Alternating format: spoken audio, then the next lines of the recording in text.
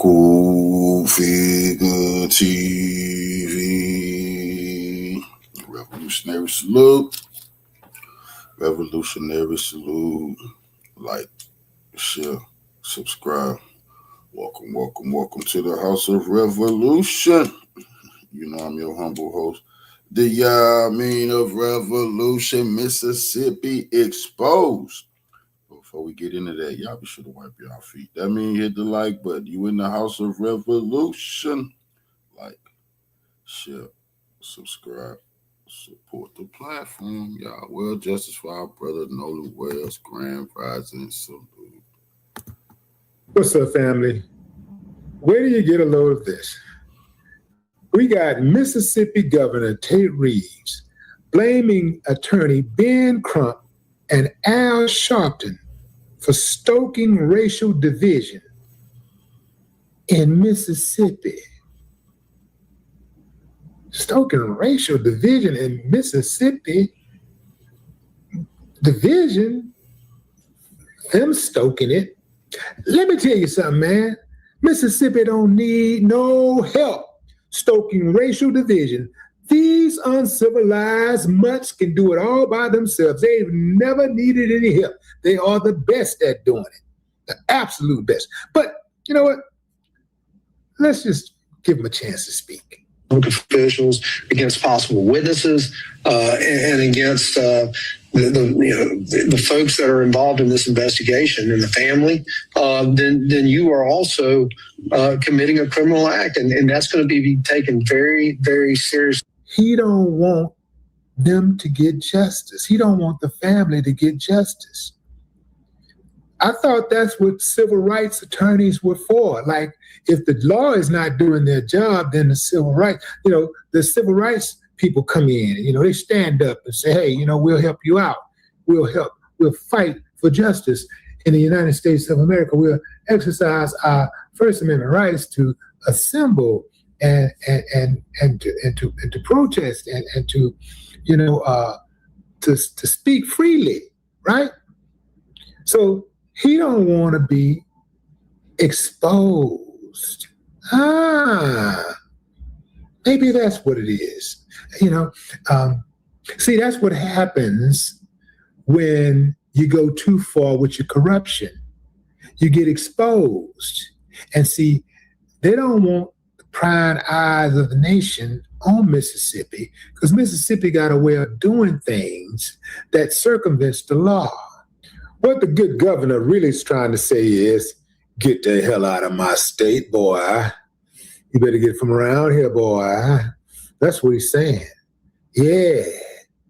He don't want the prying eyes of the nation on Mississippi. Mississippi stoking racial division. They don't need outsiders to stoke racial division. But one thing that they do they like their blacks quiet. They want them to suffer quietly. Don't you go out there, getting out of line now, boy, going out there asking for help. Go tell those people what's going on down here. Now that's gonna be a problem. Now you can get on up out here now. Yeah, fam. Let me show you what he's mad about. This is why the governor is mad. Death undetermined pending investigation. The manner of death undetermined pending investigation. Let me try to be very comprehensive. As Dr. Roger Mitchell said, that the focal area of red discoloration in the soft tissue of the back of the head, the occipital region, is significant because he cannot determine why you have that red discoloration in the back of his brain. He was missing his throat when they received the body, and he wants to know why they held it back. He's not drawing any conclusions, but he said he would want to examine it if there were neck fractures or compressions to the neck, and he thinks that's significant to know at autopsy. The last thing that is significant is what we said before about him, the condition of his body when he went into the water. Was he conscious or unconscious? Was he forced or unforced into the water. He said those things are very significant. But he started off talking about this red discoloration in the back of his head is something that was of great concern to him. Definitive circumstances of death are required to determine the manner of death. For these reasons, this pathologist cannot rule out. For these reasons, this pathologist cannot rule out if any intervening non-accidental factors contributed to or caused the death of Nolan Wells. Understand, he's saying based on the examination of the body, he cannot rule out foul play. Based on the examination of the body, he cannot rule out foul play. That's why he's mad. Yeah, fam. Before I play this next video and show you why he's really mad, like really, really, really mad, I want to share something with y'all. Check this out. What do y'all think this is? These are pictures from the good governor's yearbook. This is when he attended Millhaps College in Mississippi. This dude is in a fraternity where they're wearing blackface. They got a group picture dressed in Confederate clothing. These are uncivilized mutts who are the primary reason why America is stuck. This is when he was a member of Kappa Alpha Order, right? This is Tate Reeves. This is the yearbook, 1993. This is the yearbook. This is his fraternity. This is his background. This is where he come from, fam. You know what I'm saying? He claims that he wasn't part of it. He claims that he didn't participate in blackface. But look at these guys to the bottom right. Look at those guys wearing blackface. This is his fraternity. This is the guys that he hung out with. These are the people that he called friends. These are the people that he called friends. Friends. How many of us have them? Let's be friends, is what Tate told his blackface wearing partners in the fraternity. Let's be friends. He joined that fraternity knowing that's what they was about, right? See, gone are the days that you can just hang around some racist folks and say, well, that's not me. Like, don't try to pull a Jerry Jones. Remember Jerry Jones was the Cowboys owner? He was in that photograph with that mob preventing the little black girl from going into the school. He was right there in the middle with that little stupid ass grin on his face. And then when the picture come out 40 years later, he say, well, you know, I was just there. I didn't do anything. I wasn't really stopping them. Yeah, but you were there. You were part of it. So that's Governor Tate at the bottom to the left, that picture at the bottom left, but he's on the right, looking goofy as ever. That's him. These are his fraternity brothers. And you better believe he's keeping in contact with at least a few of them. Believe that.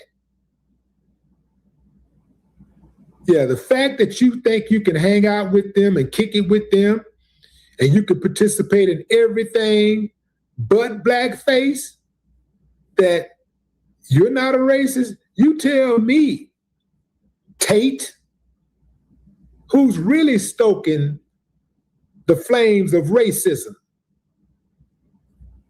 Who's really stoking racial division in Mississippi? You a good old boy. Went to school in Mississippi. You've kept the tradition going. You, more than anybody, could have made sure that justice was served immediately. You could have stepped in immediately and said, hey, handle that, or I'm going to shut you down. Handle it. We don't need them boys, them slicksters coming out here from the big city. Now, you handle that. He could have gotten Nolan's parents justice at the gate. He wouldn't have had to deal with these civil rights activists. But no, he was just as arrogant as the sheriff was, just as arrogant as the DA, just as arrogant as the medical examiner. All of them. They want this case to go away immediately, and they don't want it to go away with justice.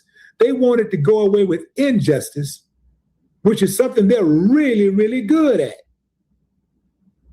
That's what they're mad about.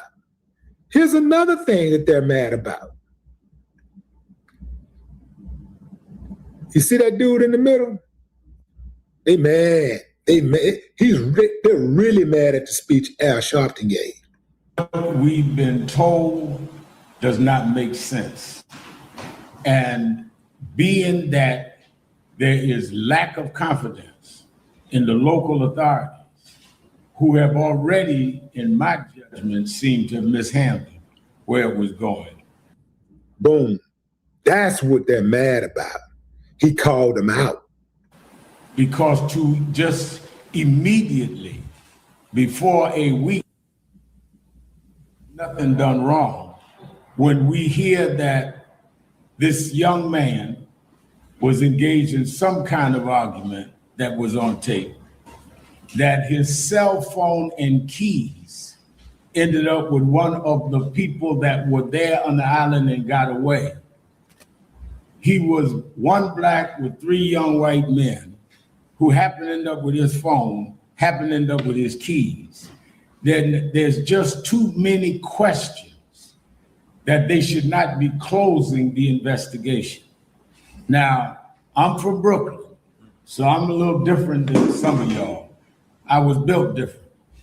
My nose is out here, my eyes are here, my brain is here, which means some things I could smell before I could see and before I can figure out. This does not smell right. So some people are saying, Reverend, are y'all bringing in race? Well, we're not bringing in race, but we're not discounting race either, because we don't know what it is. So to tell us don't rush to judgment saying it was racist is fine. But then I'm telling you, don't rush to judgment saying it was not racism, because we do not know. We do know what these parents are being told and what the parents have now shared with us does not make sense. How do you end up a young, promising football player, not in trouble, mother and daddy at home, everything we tell him to do and be? They go on the 4th of July, on the anniversary of this country, going to an island, we're outing with his friends, and the friends come back and he's left there with some story about he said leave them behind. But then by some magic, one of the friends has his keys and his phone. Mind you, his mother tracked down the phone. They didn't voluntarily tell her they had his phone. They didn't voluntarily say they had the keys. So if they'd not been tracked down, we don't know if they ever would have known where it was. Some of this doesn't make sense.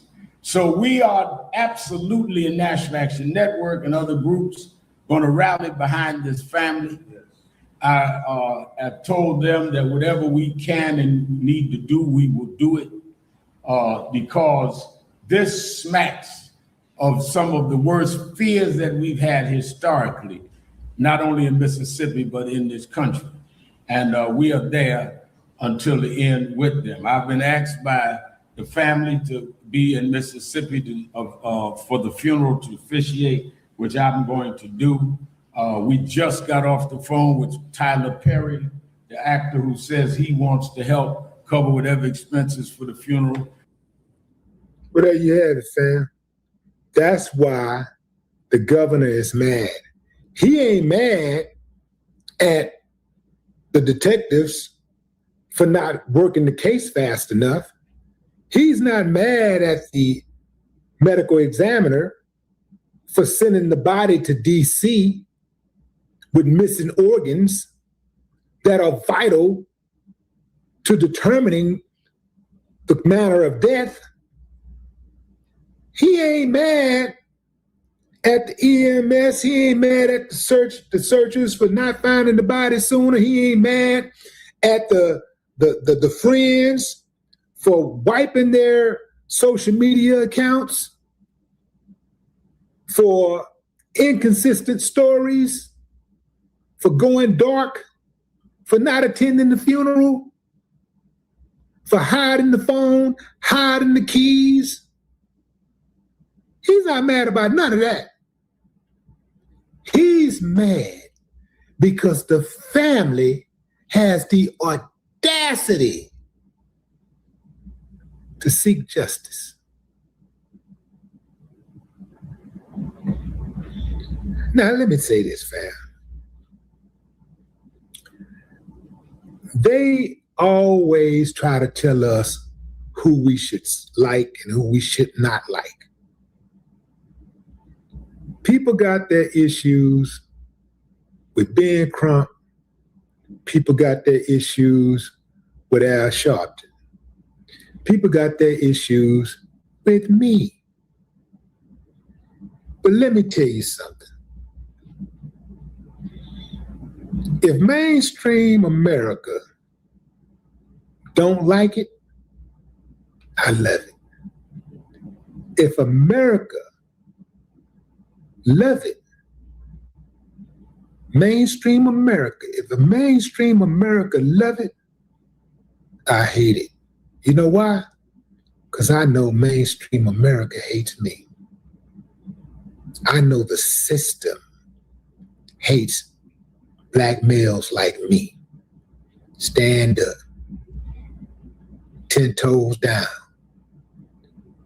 charge, red-blooded black American. Ooh, they can't stand that. Ben, Al, keep your foot on their collective necks. No more talk.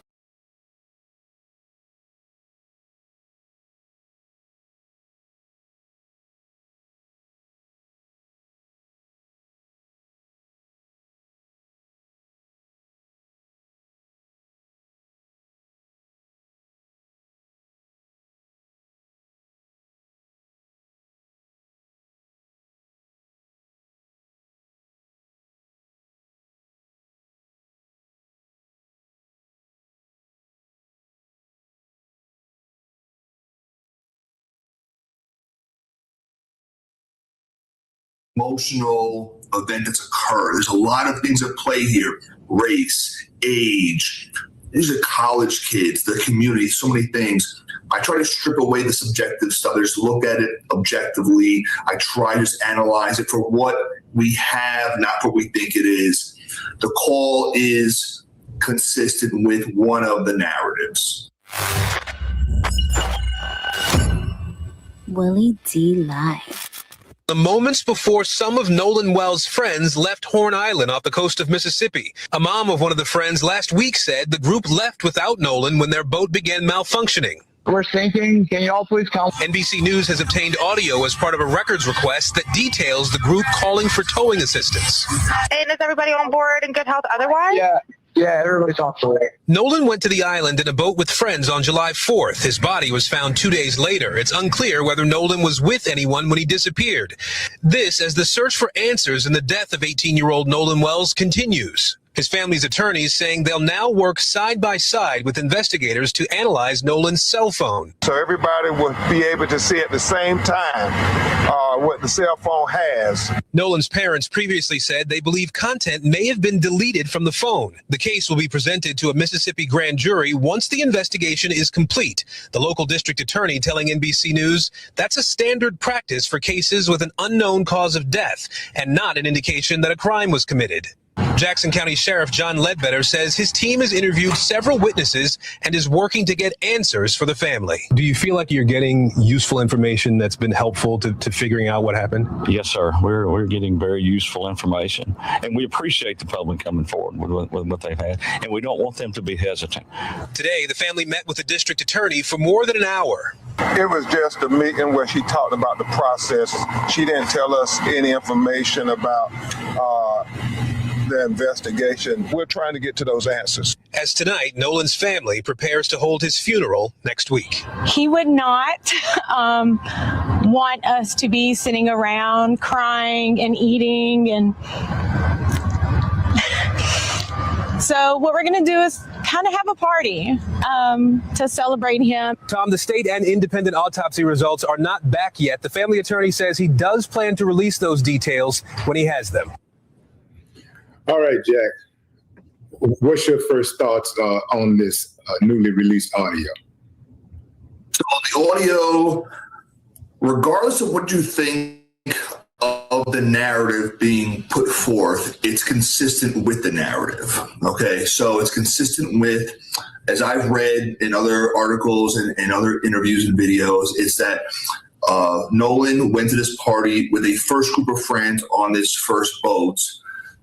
Some of the stories I've seen, there are two kind of narratives out there. One narrative is Nolan decided to stay behind when this first boat was leaving. This first boat seemed to acknowledge it was taking on water. I guess it was a rental boat, and they wanted to get it back to the mainland before they wouldn't be able to.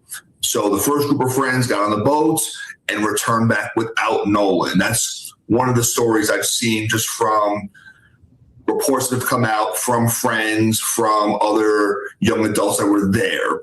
And we can get into why he may have stayed, later. So now, just listening to the audio, there are some things that I notice are there and are not there. The caller seems relatively calm, and you don't hear anything going on in the background. These are all young adults. The reality is a young man is not with us anymore. And if you are unfortunate enough to witness something like that, that is traumatic. I mean, no one's ready for that. And you don't hear anyone fussing in the background. It's a very calm call. It's very quiet, saying, hey, we're taking on water. We're fine. We're coming back. Now, again, I'm not saying you have to accept what's being said, but the way it's being said, I don't know that these young adults, 18, 19-year-olds, have been partying, that they are equipped to fabricate a real-time event. And it's consistent with the narrative that the boat was taking on water, had issues, was brought back, docked, was taken out of dock, and then the owner of the boat is also cooperating with law enforcement. So if you are of the belief, if you accept that no one stayed behind, the audio is consistent with that. And if you are unsure, which is very fair, because a lot of the information, evidence has not come out yet. If you're unsure, or if you just don't accept that, you think he was on the boat, it's such a quiet call that I can't rule anything out. I was not there. I'm an outside observer just like you. I can only analyze what's we're being fed. And because it's such an emotional event that's occurred, there's a lot of things at play here. Race, age, these are college kids, the community, so many things. I try to strip away the subjective stuff. I just look at it objectively. I try to just analyze it for what we have, not what we think it is. The call is consistent with one of the narratives. How come they didn't ask the caller how many people are on the boat? Because that seemed like an obvious question to me. Like, if I'm not even a 911 operator or a boat, maritime dispatcher, but I would say, well, how many people are on the boat? Because I need to know what kind of boat I need to bring to rescue y'all, right? Great. So your concern is excellent, and it deviates just slightly from what the question would be. The most direct answer to your question, I don't know why dispatch did not ask the question. We're speculating, we can guess. And we're all Monday morning quarterbacking. We can all replay what's happened and say, you could have done this, you should have gone left when you went right. It's very easy for us to do that. I don't know why dispatch didn't ask the persons. What they did ask was, is everyone 1, 2, 4, 6, 7, and the 6 or 7 seems to be that number, if it was 6 or 7, depending on if you believe Nolan was there. but was everyone okay? That answer came back, yes, everyone is fine. Now, to your point, maybe they should have asked, how big is the boat? How big is it? What kind of boat you want? Oh, I'm a dinghy. It's like a 4-person dinghy, or we're on a mini yacht or something, or it's a catamaran versus a single hull. But also maybe because they called it in, but ultimately did not receive assistance. Why didn't they receive assistance? A different question. But the boat made it back independently. It was taking on water. It appears, if you accept the call for what it is, they were giving notice, look, we're having trouble, we're making it back, but we're here, in case the scenario could have been now the boat gets stranded midway, right? And I don't know what the communication systems were on the boat, but those are good questions. Maybe because it's their protocol, because there was no one that was said to be injured or said to be in peril. There was no distress in the call. The dispatchers listening to it like we are, and because they had nothing more that they were asked to do, right? They could have gone maybe, to say, why didn't they go? You're right. These are kids on a boat. Send someone out anyway, right? That's what we pay tax dollars for. They didn't. And that's a fair question. And it would have helped to answer, was Nolan on the boat or not, right? It's a third party. Without someone else being there, we can't say for sure. Again, if you're questioning what's being given to us so far, we're asking these questions in part now because we've learned someone has passed. Someone's not with us anymore. It's an 18-year-old young man. That's tragic. But if it had just been the boat took on water and got back and we're not talking about it today, maybe no one questions why more wasn't done because it wasn't given as an emergency situation. Yeah, and we're gonna there's gonna be many questions regarding the audio in the coming days. So I don't want to belabor this. Let's get into the GPS data. In the Nolan Wells case we've been following. Yeah, our CBS News partners revealing some new GPS data from the Mississippi Department of Marine Resources, tracking the movements of the boat Nolan Wells was on before he disappeared July 4th. Will Polston joins us now live from the boat launch with more details. Good morning to you, Will. Hey, good morning, Bill and Brandy. Good morning to everybody joining us at home. That's right, the Mississippi Department of Marine Resources releasing the GPS data of where the boat that Nolan Wells was on July 4th and its whereabouts on that day, just to kind of narrow down that timeline a little bit more. Here's what we know from the data. 9:56 a.m., the boat left land and then went towards Horn Island, which it arrived around 11:14 a.m. Then the GPS data says that the boat left the island around 4:31 p.m. before traveling into Fort Bayou and returning to the dock at 6:06. Later that night, the boat went to the boat launch here at Fort Bayou and was pulled out of the water and taken back to the owner's home in Biloxi. Now, a DMR report also says that the owner of the boat, his mother, and one other person with Wells are all cooperating with the investigation. Now, this doesn't necessarily point to one person or point to anything in particular, but now there's concrete evidence of when and where the boat was at what times. We have heard reports that the boys left the island right around at 4:30. And now that's starting to, that is being backed up now. We'll see exactly what this does for the investigation as time continues. Live in Ocean Springs, Will Polston, WLOX News Now. So you just heard the report about the GPS. How important is the GPS data to the investigation? I think no matter what is important, it's important because we're still establishing credibility of everyone involved. We're still establishing consistently of what's been told to authorities as we're going on. So whether or not, even if, again, as I said before, even if we maintain, if you choose to believe Nolan wasn't on the first boat, we want to know everyone's being honest, everyone's being forthright. And it's important because, if you are found to lie about one thing, you'll lie about anything else, right? And so it helps to corroborate and to establish who we're dealing with in addition to what did or did not happen. So I think it's really important.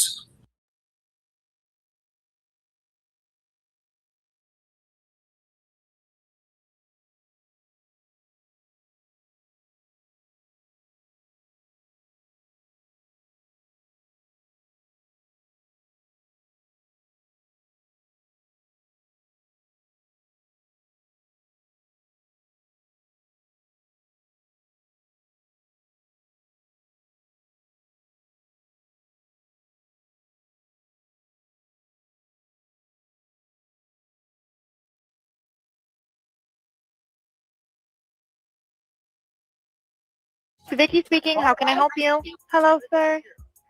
Hello. Okay. How many what's adults going on board? What's up? There's 0 adults on board. There's nobody on board the boat? No. Nobody right. here is over the age of 21. Sir, that was not the question. Is there a person? Is there a person, a living individual on the boat? Hey, we're at the west tip of Horn, and our bilge pump stopped working. We're sinking. Can y'all please come? We have a membership.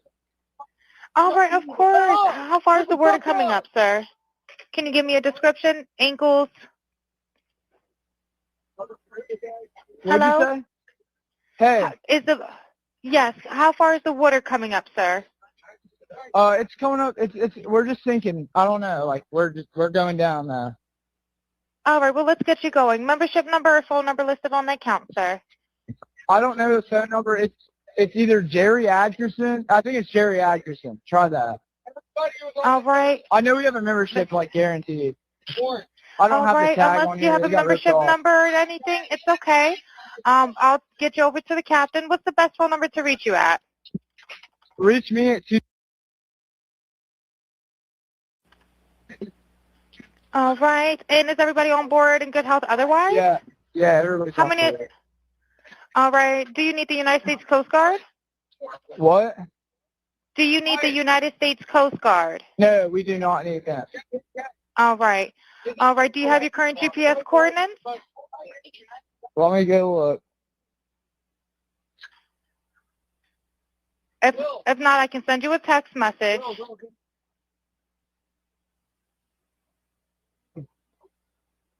North. Are you ready? Yes, sir. I'm available. North 3 degrees. But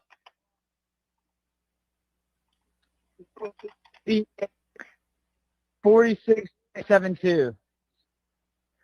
All right, 4672. All right, and you were breaking up a little bit. Can you just repeat it one more time to make sure I have it correct? Sorry, look. Hello, can you hear me? Yeah, what? So you're breaking up. If you need assistance, do you have a VHF radio? No, we do not have the VHF radio. All right, well, let's try to get you going because you don't have good cell phone reception. Can you verify your coordinates one more time? Okay, my coordinates are 30 degrees by 14.684 north, and then west by 88 degrees by 46.79. Right, looks like you're on Horn Island, correct? Are you on Horn Island? Yes. All right, is the boat sinking or you have it aground? We are sinking, yes. Is it aground is the question? No, we're not aground. We are in 17 foot of water. We're in 31 foot of water. All right, have to ask. What do you want to do? Do you want to be towed back? I want to get this boat unsank and towed back, yes. All right, where would you like it towed to, sir? You can tow it to Ocean Springs Harbor or Fort Bayou Launch. All right, how many adults and children on board? No, there's no children. So, is there anybody on board? How many adults, sir? That was the question.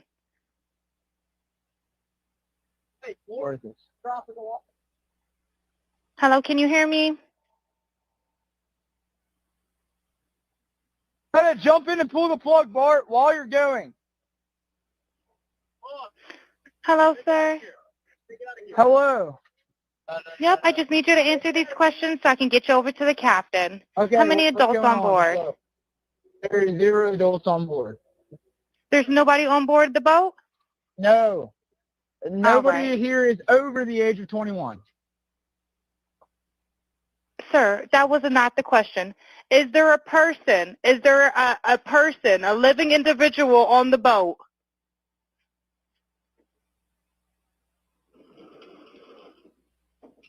Hello? Is there a living person, someone breathing on the boat? Is there anybody on the boat? Yes, there's lots of people breathing on the boat. All right, how many people, sir? Like 7. All right, thank you. Does everyone have life jackets on or available to them? Yes, we have life jackets available. All right. Verify what boat's sinking.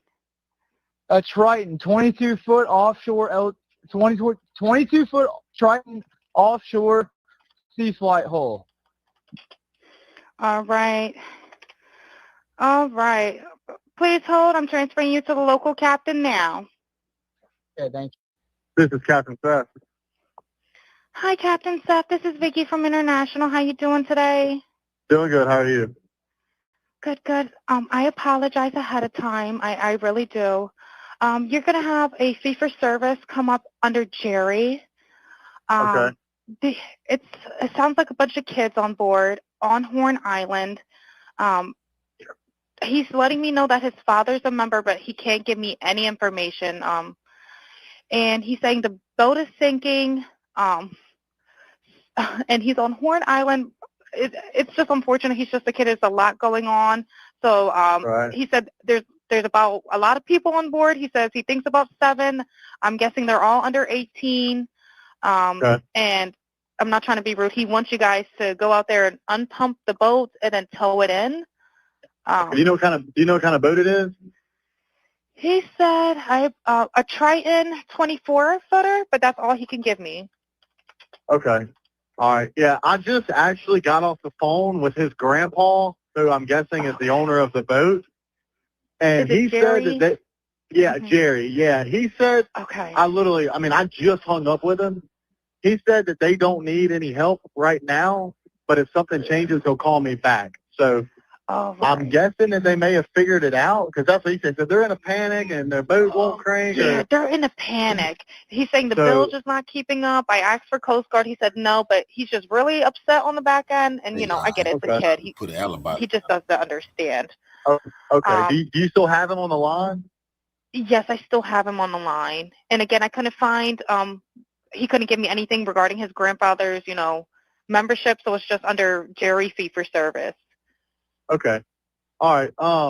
Yeah, I just talked to, if you want to, we're so tied up right now. We can't really do any non-member jobs right now. Is Jerry a member? Did you find out if he was a member or not? Yeah, I'm not sure if it's his boat or what. I'm not sure what's going on with it. But yeah, transfer the kid over. I'll talk to him, and then I'll call his grandpa back as well. All right. And did you want me to look up Jerry's membership number or anything like that to see if he's up? I know you guys are You can swamped. try this cell phone number. Yes, sir. Anything on this phone number.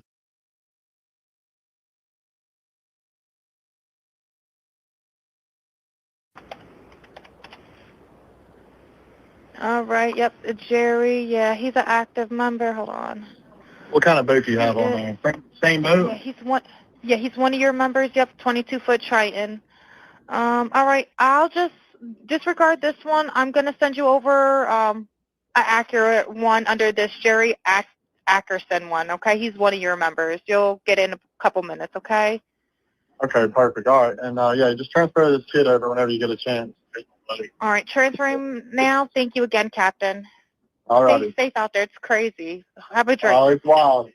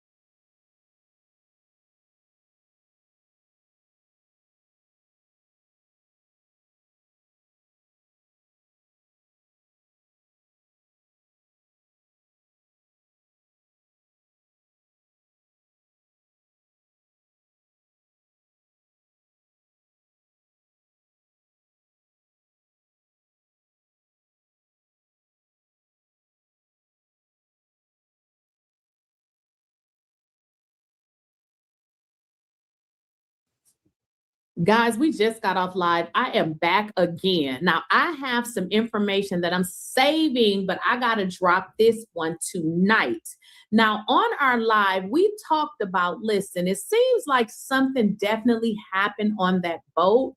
We're not sure what happened, but there was some people that said that it seemed to say, Bart, you're going to step in a pool of blood. And then some people said that it was something else that he said. But y'all, we're going to get into something else because there has been another picture that has come across the desk of Ben Crump. And I'm actually sharing it with you right now. As you guys can see, this has been posted by whoever manages attorney Ben Crump's page. And it says it's being shared from Threads. It said, Warren, Nolan was cradling the girl on his lap. So this is what Warren said. He said, last time I saw him. If you guys recall, on that call, she asked, are there any living or breathing people on board? When asked how many souls on board, she said it repeatedly. They're saying it looks like Nolan was with a girl on Wyatt's boat on his lap, not on the island, and a total of 7 people on board. So this is getting a little weird. It's getting very, very weird. Based on this picture that they're posting, they're saying that this appears to be Nolan on that boat. Now I'm starting to wonder here, because if you guys recall, there was that information that was put out and they stated that Nolan had potentially lost his life at a pool party. Now, as we just stated, I just got off a live. We did a live.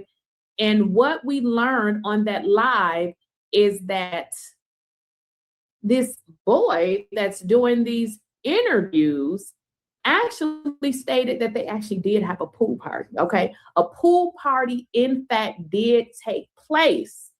So it looks like Nolan, in fact, did leave the island, which makes a lot of sense. I mean, if you think about what, everybody has stated, not as if everything they have stated was true. One of the things that they said early on is, as it relates to that island, is that they come back and make trips around to make sure there is not a person on the island. But listen to this, y'all. This is weird. This is even weirder. The parents stated when they returned to the island that somebody was actually on the island and had spent the night, and had stated that they didn't see Nolan.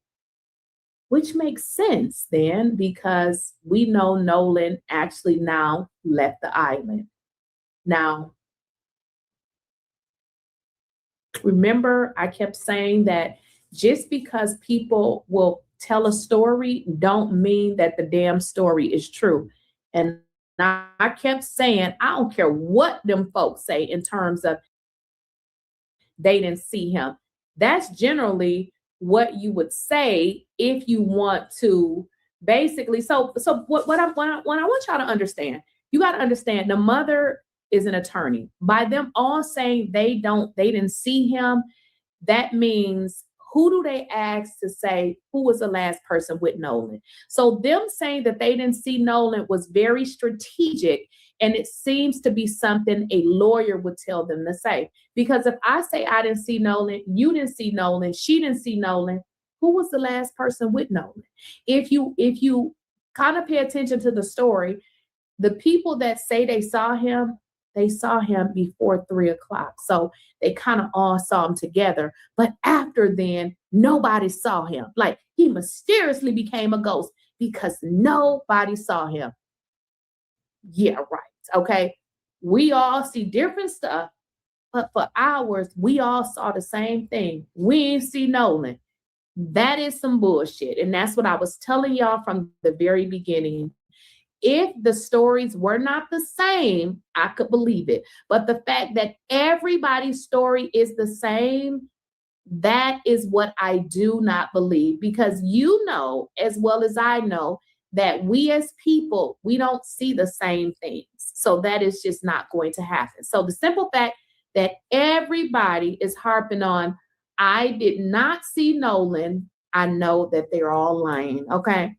Now, for search of information, okay, we're searching for information. We don't know what happened on that damn boat, but this looks to be Nolan right there. What the hell are they gonna say now? Okay, it looks to be 6 people, maybe 7 people on this boat. If you guys recall, they said Nolan didn't make it off the island, or they don't know what happened to him. Okay, a lie. Everybody needs to go to jail. So what this is giving is that something could have happened on the boat, which is making, I won't say it's making sense, but that is probably why they called, because something happened on the boat, they panicked. But this is why everybody needs to go to prison, because they made calls and people told them what to do. And that is exactly what they did. If you guys recall, we just got off live. Y'all go back and check that video out. It's going to be in the live section under my channel. What we learned is they called for help, but then said, yeah, we don't need help. But the boat was filling up with water. We're sinking. You went from sinking to not needing help. So I think this paints the story that something happened on that boat, and we were right on the money, because we said we felt like they took his body back out there. Remember, they said we went back out there looking for Nolan. I think you went back out there and took Nolan's body out there. That's what I think. Okay. So again, there's a picture now being shared and it's being posted that Nolan Wells, in fact, was on that boat and he actually headed back. Now, did he make it? We don't know. But what we do know right now is, judging from this picture, is that they lied. And I mean, it's not like we didn't know that they lied, but judging from this picture, Nolan was on that boat. What happened to him after then, I don't know. But again, due to that 911 call, I feel like something happened then. They panicked, didn't know what to do. They received information from their parents or whoever and told them to do certain things. It goes back to a lot of people. The Cajun Navy, I told y'all that dude is weird. I don't know about the other one, but that first one that's on Everybody Podcast, he's weird. And there's some very interesting things about him. He has a very interesting past, okay? Yeah. So that's pretty much it. I just wanted to jump on here and show y'all that y'all know that. But I'll catch y'all tomorrow, honey, because we cutting up, okay? Because this guy, Trasher, he's a piece of work. I will see you guys tomorrow and have a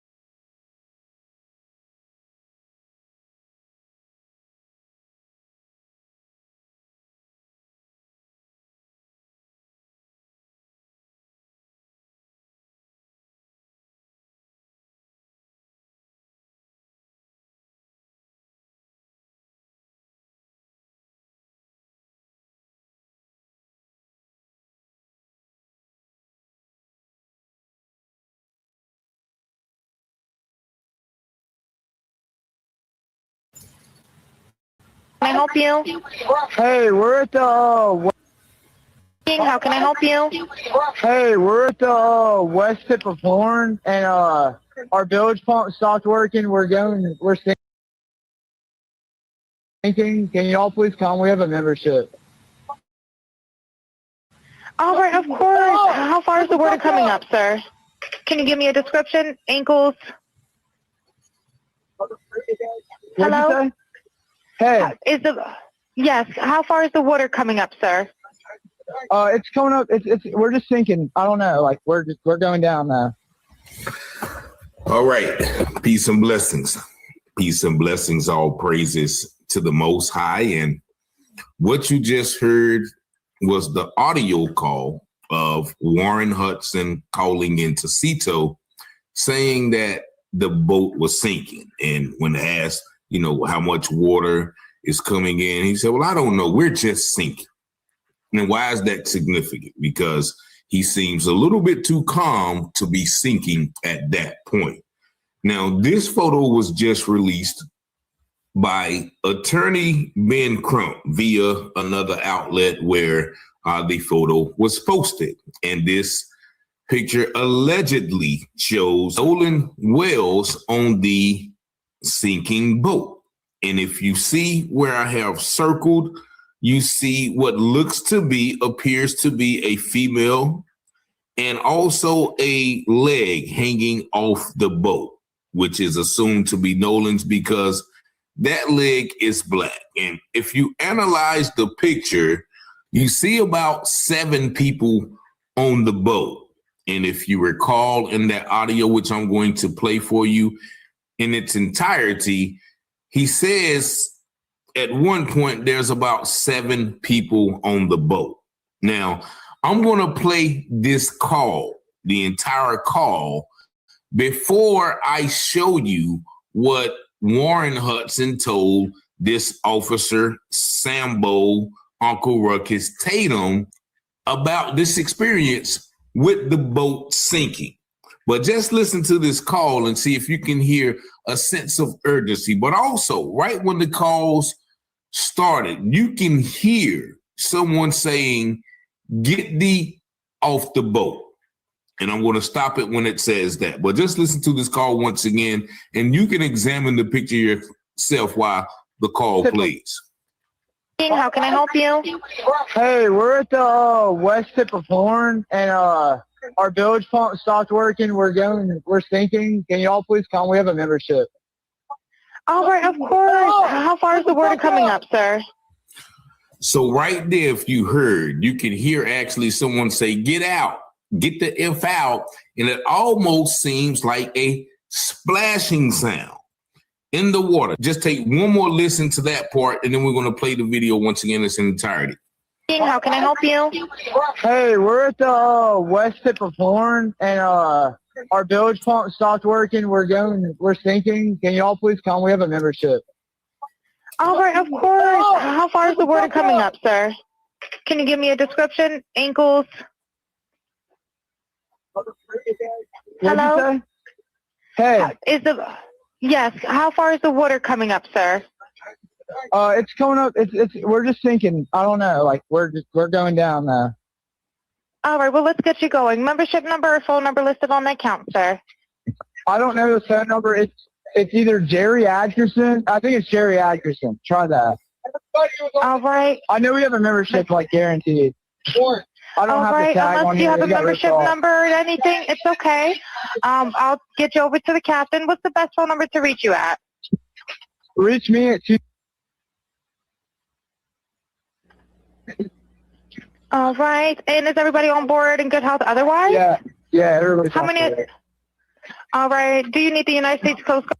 And you see right there where it said how many, they skipped over that part, but it is reported that he said 7 people on the boat. And you have to ask yourself, why did they skip over that part? Guard? What? Do you need the United States Coast Guard? No, we do not need that. All right. All right. Do you have your current GPS coordinates? Let me go look. If not, I can send you a text message. Once again, he seems pretty calm now after that splash that happened.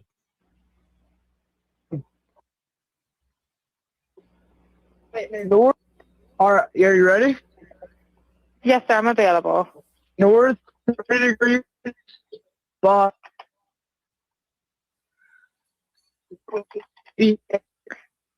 46.72. All right, 4672. All right, and you were breaking up a little bit. Can you just repeat it one more time to make sure I have it correct?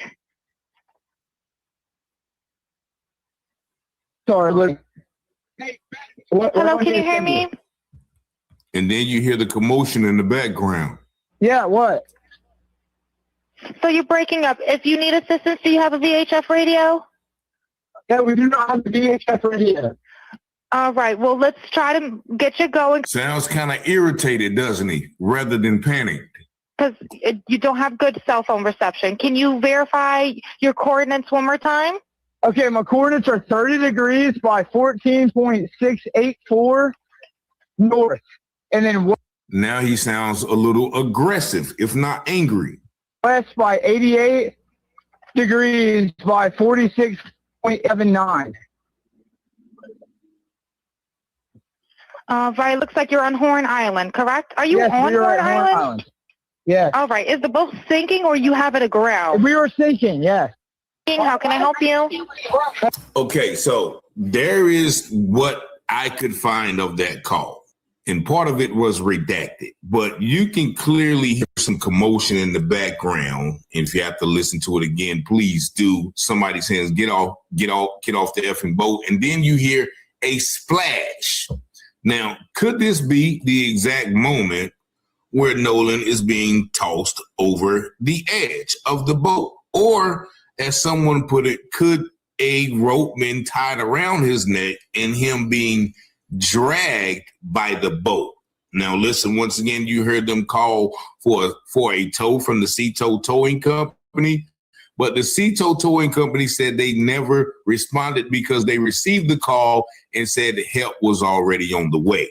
And it is my perception from, once again, the shroud of secrecy that is overwhelming with this case is maybe that call for the Sea-Tow was the alibi-ish attempt of these guys to say, okay, well, yeah, if we're sinking and we get rid of Nolan, we could just say, well, we were sinking and, you know, he sunk and, you know, we all survived, right? But apparently they didn't think it out well enough and then had to resort to method 2, which was taking his phone, possibly concealing a death and riding him around the island until they found a place to dump his body. I don't know. That is just my speculation. But let's listen to what Warren told the officer, Ruckus, Tatum, Clayton, Bixby, Sambo. Just listen to him and see how descriptive he get when he says the boat was sinking. Right. You got your brother out of that situation. And then how did you find out that this boat is sinking? Well, I walk back over and like we're probably around each other for a little bit. I mean, you know, I wasn't thinking anything of it. I pulled my brother off the beach. And I was just like, listen, get in the water, hang out with us, calm down. I mean, he was calm, but I didn't want anything else to happen, you know? And so once I got back over the boat, I got on the Triton, and the Triton had probably about 6 inches of water up to the transom. And I was freaked out because I'm good friends with Wyatt, and that was his boat. And, you know, no water's coming out, no access water's coming out. And, you know, it was a big issue because I think the reason was because there were so many people getting on and off the boat. And at some point the boat was very, very crowded and there was just a lot of people on. So that it drags water in. And eventually, I think over time, we were out there for a couple hours. The boat just started filling up with water. So I popped the starboard side hatch, and the battery was completely underwater. See, he's getting very detailed about this, right? And so the motor wouldn't trim down. I mean, my buddy would go to trim it down from the console, and it'd trim down, and then it'd come right back up. And so Wyatt's trying to throw a rear anchor, so we're caught, and he's, you know, yelling at people. Everybody's kind of freaking out. And eventually I'm like yelling at other people, trying to tell them, you know, calm down. Like, you know, the boat could possibly sink, you know. And you could tell that he's kind of rehearsed the story, but he really doesn't know what to say. I'm not paying attention to everyone around me. I was paying attention to my buddy's boat. And that's what all my other friends that were on that boat were doing, trying to solve the problem. So you're on the boat now. The water's getting up to the point where the boat may be disabled to where you couldn't get it out from Horn Island. So what happens after that? Wyatt jumps to the water, tries to throw a rear anchor, and my buddy Meyer, you're sitting looking, trying to pull trash out the bilge. And the bilge is basically a pump that pulls your... See, now he goes into describing the bilge. He didn't ask you what a bilge does. See, this is, you ever seen somebody in a police interrogation who tries to keep talking about stuff that doesn't matter what to the situation, to the direct question? This is what he's doing right now.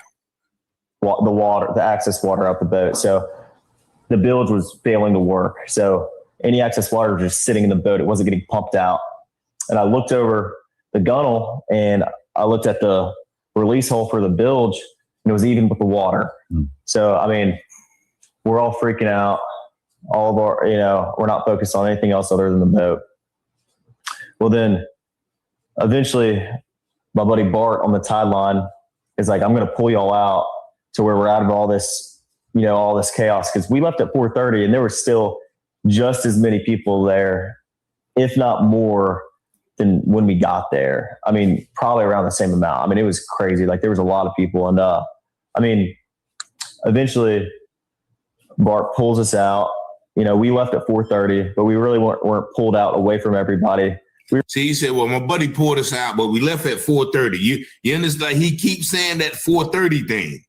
We're probably about a quarter mile out, and we had the towing strap pulled from, you know, Bart's port side cleat or starboard side cleat, and he was on our starboard side bow. And so it was rubbing on his power pole. So Bart turned around, pulled up next to our boat, and we were just trying to get it situated. So that's when Wyatt called CETO.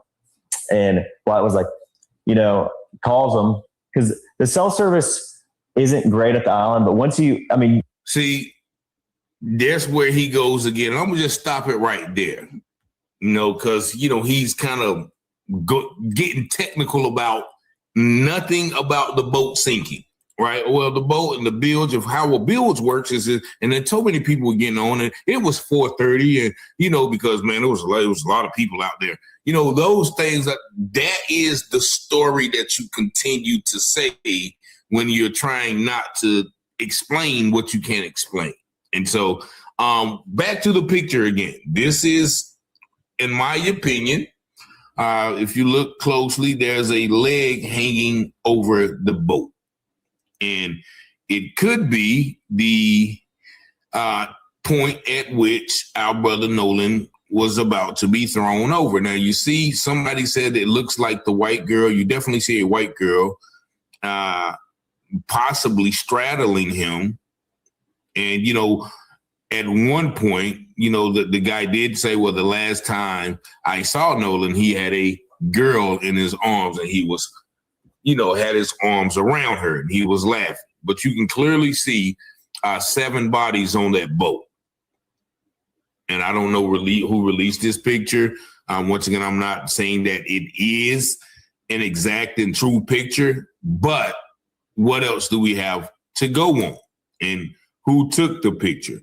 Maybe that is the tow. Once again, the tow, you said his buddy towed him out the water, and the tow strap. Once again, I'm not a boatsman or a boatsmith, but, you know, what is that little line right there beneath the circle, that little white line that is tied to the boat? Could that be, once again, a device that his buddy Bart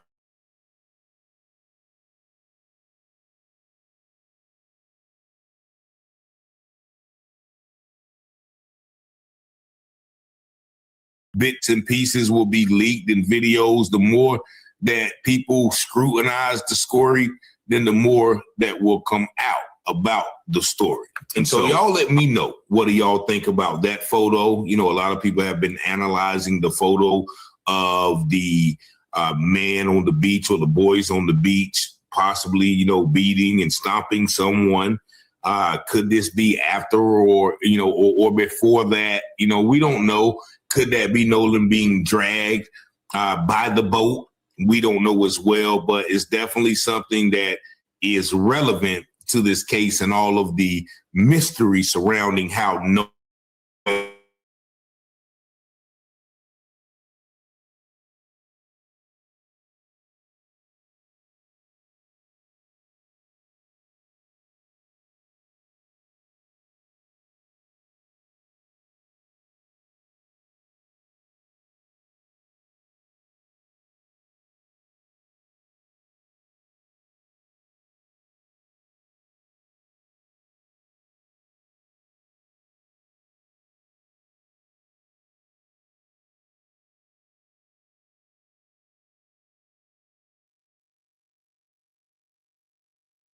outraged and frustrated about the death of Nolan Wells. And in this video, we're going to be reacting to some TikToks of everybody and their perspective on what they think happened, because y'all just sending out black people to talk to us like we just supposed to accept anything.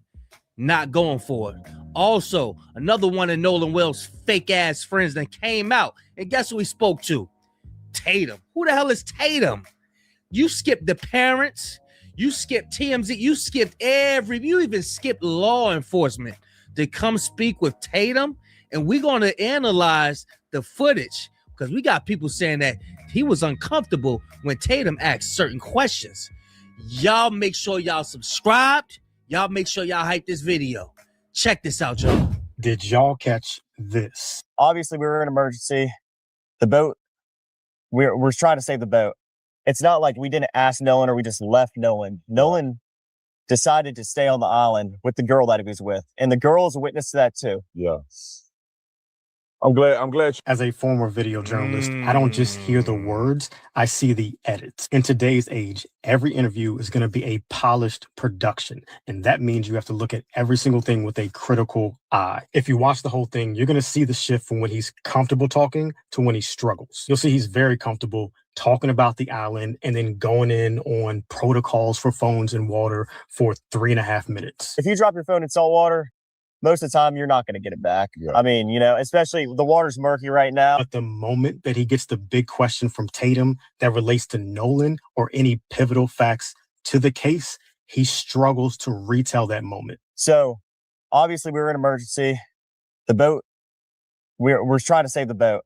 It's not like we didn't ask Nolan or we just left Nolan. He starts, then there's a cut, then wraps it up awkwardly and quickly puts it off to the girl who's on the island. I'm not here to convict, but I can question. If you can give a whole TED talk on phone water safety, you can clearly articulate about leaving the island.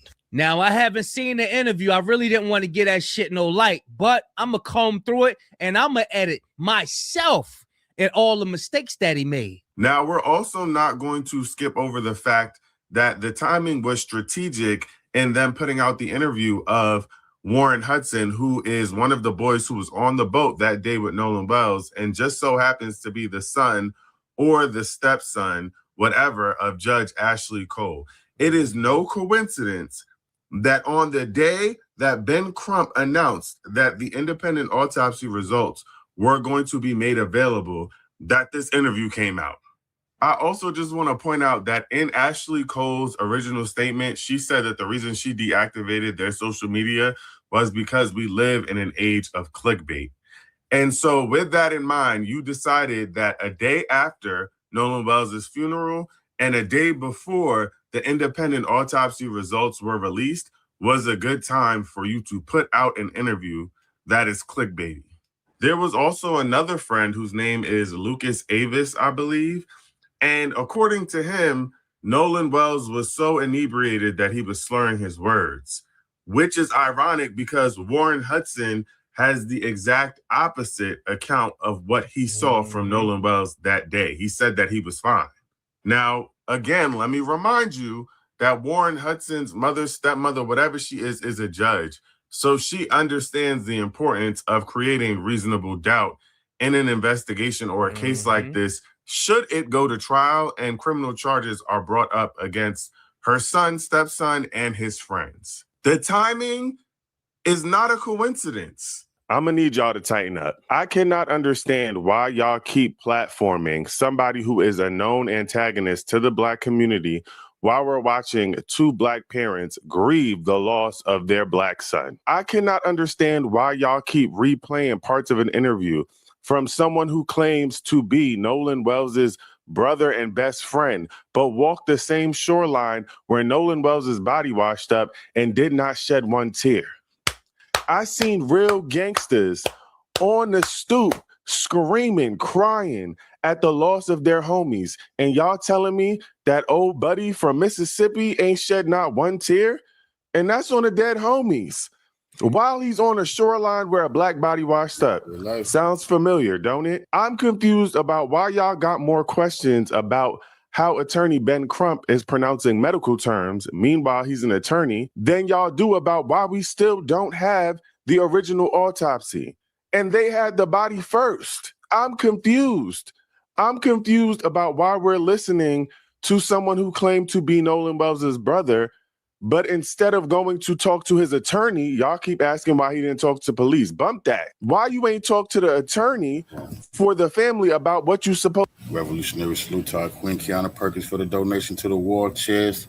Revolution is way of life. Absolutely appreciate the love, Queen. Supposedly know. That's weird. That's suspicious. If that was my best friend, I would be standing anywhere his parents is at, crying with them, demanding answers. Instead, you're doing interviews trying to prove your innocence with somebody who you know is a known antagonist to the Black community. I'm gonna need us to tighten up.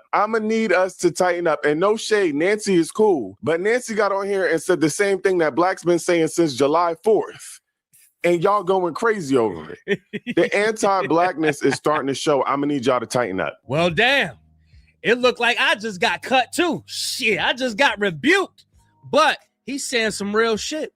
And it's sad that we can say something for so long, but when white people say it, that's when it's golden. That's why I said in that video, I said, it takes a white woman to come out and say something for everybody's attention. And that's sad. I agree with him. And another reason why I didn't want to react to none of that Tatum shit is because they're about to put on a shit show, y'all. They're about to make it a circus. That's what they're going to try to do. We're not going to let them do it, though. You are aware that Nolan Wells's friends said one thing, but other witnesses said the opposite. If you remember, Trayston Shepard, if I'm saying his name correctly, originally said that Nolan went off on his own to one of the little islands with some girl that he recently met, left his cell phone back with his group of friends, and was going to get a ride back with this individual, with this female, and or one of her friends.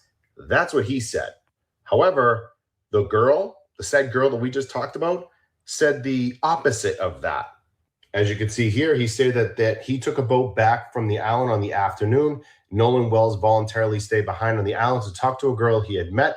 And he said that, again, everyone was good friends. However, according to this girl, she told investigators that she left Horn Island with her own family and assumed Nolan had returned inland with his own group of friends. That contradicts exactly what Treston had to say. He said that he went there and he was just going to go get a ride back with that girl or her friends. Now she's saying the opposite, saying that she was there with her family. Her family's not going to give a random guy a ride back to the island. Now this story is starting to unravel a little bit.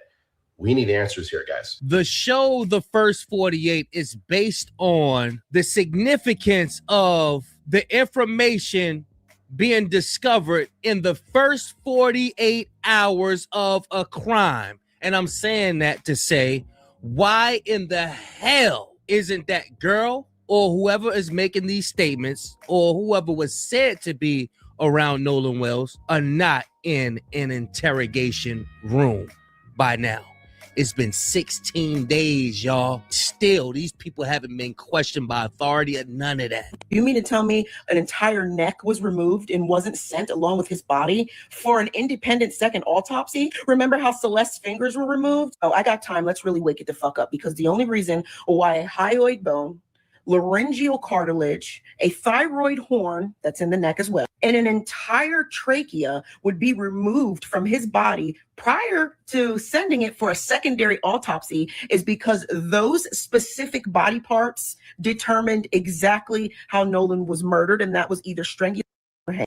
90% of all your hyoid bone breaks, that's what kills you. And the rest of the parts would have showed constricting. It would have showed damage to the trachea and the laryngeal cartilage and the thyroid horn and everything in the neck. I mean, you just removed the entire neck and didn't send it? Why? Because it determined exactly how Nolan was murdered. Well, they didn't have his lungs there either. You know why? Because they didn't have water in them. Remember, this was all just an accidental drowning. Well, then where are his lungs? So we can determine that in this independent autopsy. Where's the first one? Oh, it's not done yet? Wow, his neck's removed. This is someone's baby. This is someone's child.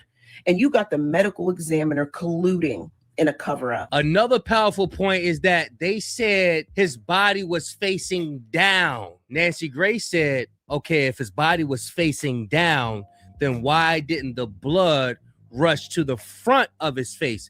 Why is those red discoloration is at the back? They removed his throat and that's at the back. I'm telling you, bro. A rope was involved, allegedly. So apparently snitching on people ain't just in the black community. That shit going on in the white community too, because this sister say that Warren is dry snitching on Wyatt. Check it out, y'all. Warren is dry snitching. He's basically telling you Nolan went on the Triton with Wyatt on Wyatt's boat. Letting us know he didn't do it. I want to go back to you guys at the dock, getting on the boat. You're saying there's multiple people, probably 20 or 30 people getting on 3 boats. Right. What boat were you on and what boat was Nolan on? Nolan was on Wyatt Pyron's 22 Triton. On the way out, I went with my boat. Stupid. The question he should have asked him is, why did Nolan not get his phone back after you guys left him on the island? Who does that? I mean, I grabbed my phone when I left the Palm Beach to get on the boat with Triton. I mean, to get on the boat with Wyatt. Grabbing, boat issues. And So let me get this straight, Warren. You grabbed your phone off the boat when you got onto a different boat. So why didn't Nolan grab his phone? You see how stupid this looks? Everybody in their right mind understands how technology works and that, yeah, you might want to leave your phone on a boat while you're just chilling in the water. But the fact is, after you guys left, and don't even get me started on your best friend, there's nothing in this man's body language that points to this is your best friend. You're not crying. You're not visibly upset. You're not making eye contact. You're doing. I told y'all, them dark shades. Your eyes are the window to your soul.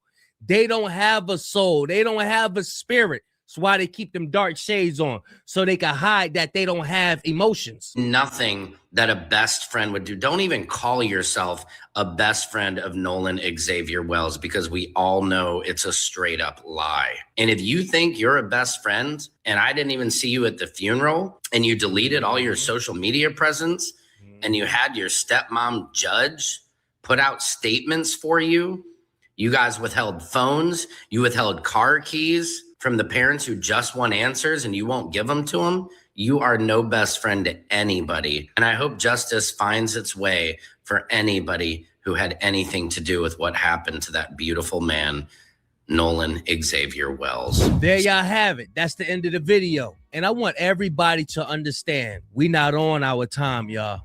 We on God's time. So in a world where we don't get any justice, I want y'all to really think about something. You think with these boys' face being all over the world and they got to grow up in this world, they're going to want to travel. They're going to be at the bar. They're going to want to hang out at night sometimes. You think that they just going to be spotted out just like that later on in the future if they was to get away with this? Y'all think that? Y'all let me know what y'all think, man, before I say something crazy.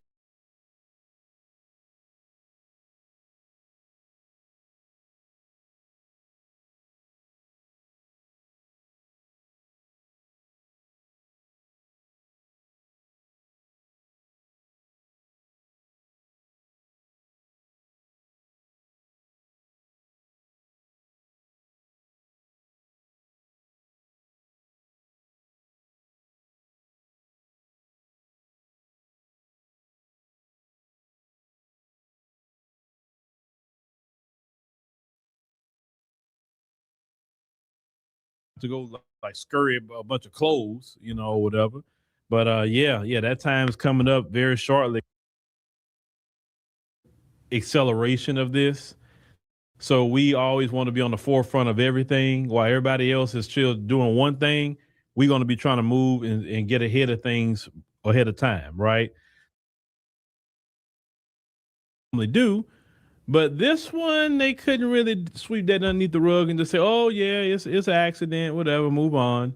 They couldn't do that with this case. So let's go ahead and play the district attorney has to say, but I have questions. Let's go ahead and get to her.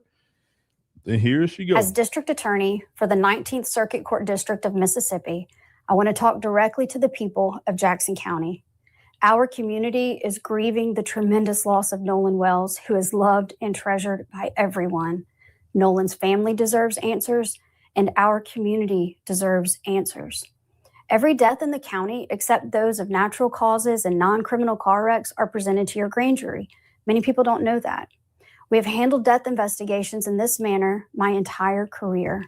Nolan's case is being handled the same way, with the same care and the same commitment to the truth that we handle all death investigations.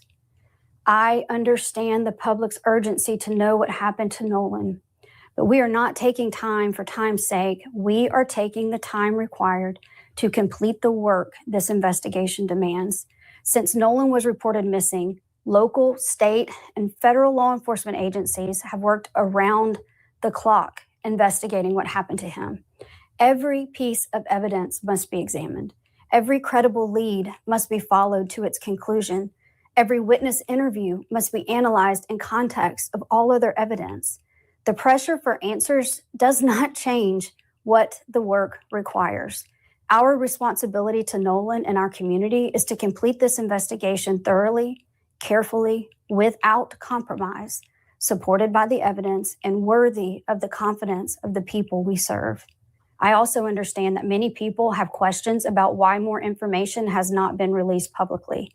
In Mississippi, the rules of professional conduct restrict the information a prosecutor can release during an investigation. Our restraint in communicating facts and evidence is not an effort to keep the truth from the public. It is an effort to protect the integrity of this investigation and the grand jury proceeding. As your district attorney, I have an ethical obligation to avoid public statements that could influence witnesses, prejudice a proceeding, or compromise the fairness of the legal process. My obligation extends to and requires me to use reasonable care to ensure investigating agencies avoid making those statements and releasing information as well. These rules exist to protect the search for the truth, not to prevent it. As divided as the discussion surrounding Nolan's death has become, I know we all want the same thing, to understand what happened to Nolan. With that being our shared goal, we must also share in the goal of protecting the integrity of how the truth is discovered.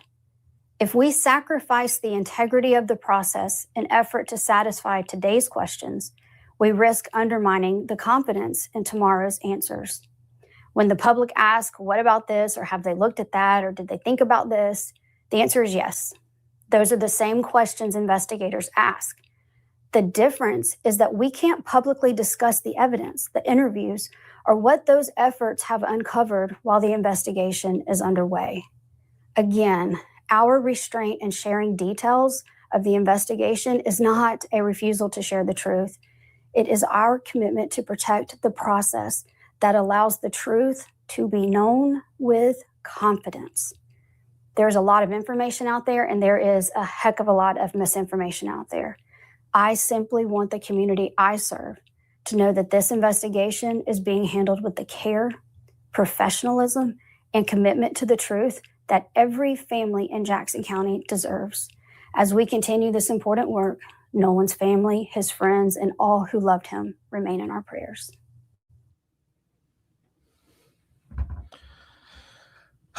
Okay. All right. Before I get started, let me bring it down a little bit. Lady, first of all, that was the driest thing I ever heard in my life. And it was just so soulless and dry.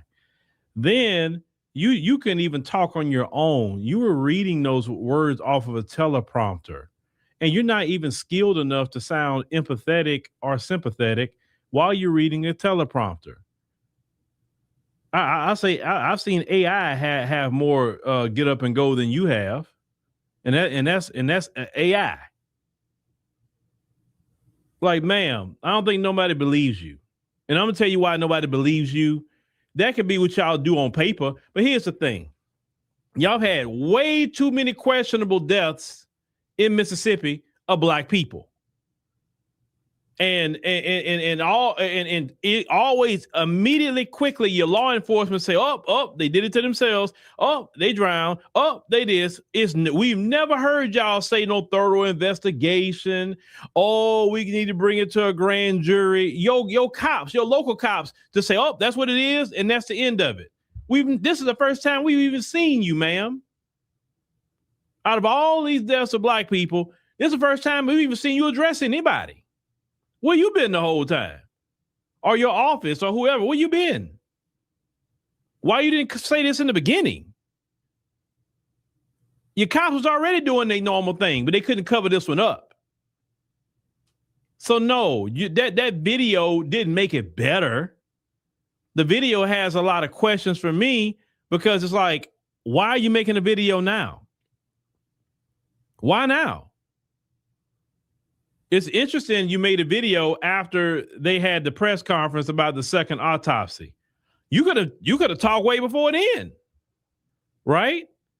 Yeah, people got questions. What's going on? What's taking you so long? You said at first, he went by. He went by himself.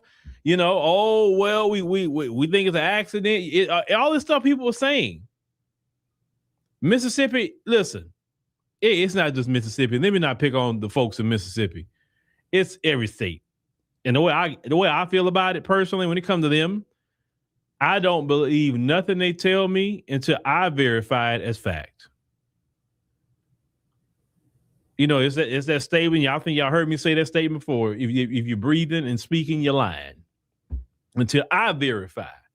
Because you've had hundreds and hundreds of years, 400 or plus years of lies, deceit, cover-ups, etc., especially in the state of Mississippi. You got a current sitting governor right now, Tate Reeves. He had blackface on in college. That is your governor in Mississippi. Do we really expect the most honest things to happen with you guys in charge in Mississippi? No. That's why everybody's asking 1,000 questions. And see, it's a little different when the eyes of the country and the world watching you.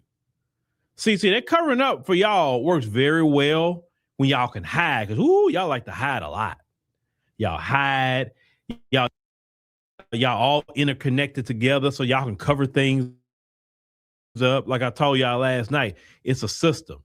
You know what I'm saying? You got the little young white male doing things, right? And he even do things to the white female. So let me not just say Black people, because I've seen cases where they've done things to the white females. Hence why a lot of the white females don't want nothing to do with them, but that's a conversation of a different day. They get away with so much. Remember, the prosecutors are them in cover form. The judges are them. The police is them. They all work in an ecosystem. The medical examiner, paramedic, people at the hospital, is all mostly them. So they all work. They all are on code to make sure they keep things quiet. Because the key is silence. Okay, that's the key. Don't you say nothing. You may disagree with what we do, but keep your mouth shut. And I'm not implying anything with the Nolan Wells case. I'm just telling you how they operate, how white supremacy itself operates. It operates on a code of silence. Nobody can say anything. Even all the way back to the times of slavery, and they would do these things to Black people after slavery. They were having Black people's body parts in their house that they fought for to have as trophies. But they keep that shh. We don't talk about that. because you can't have that system when it's being exposed. And the best way to actually end that system is exposure, is shining a light in darkness, because white supremacy is the darkest thing ever. And when you bring light to what they do, not do nothing but just shine a light, then they start scurrying. Then they start trying to figure out, oh shoot, well, we can't do this. Sweep this underneath the rug. Maybe we can hold it back long as possible. Maybe we can stall them out. When they get frustrated and then they'll throw their hands up. Because see, that's another tactic they use. They'll stall, they'll take time, they'll do all this stuff to try to wait you out. So maybe you'll forget.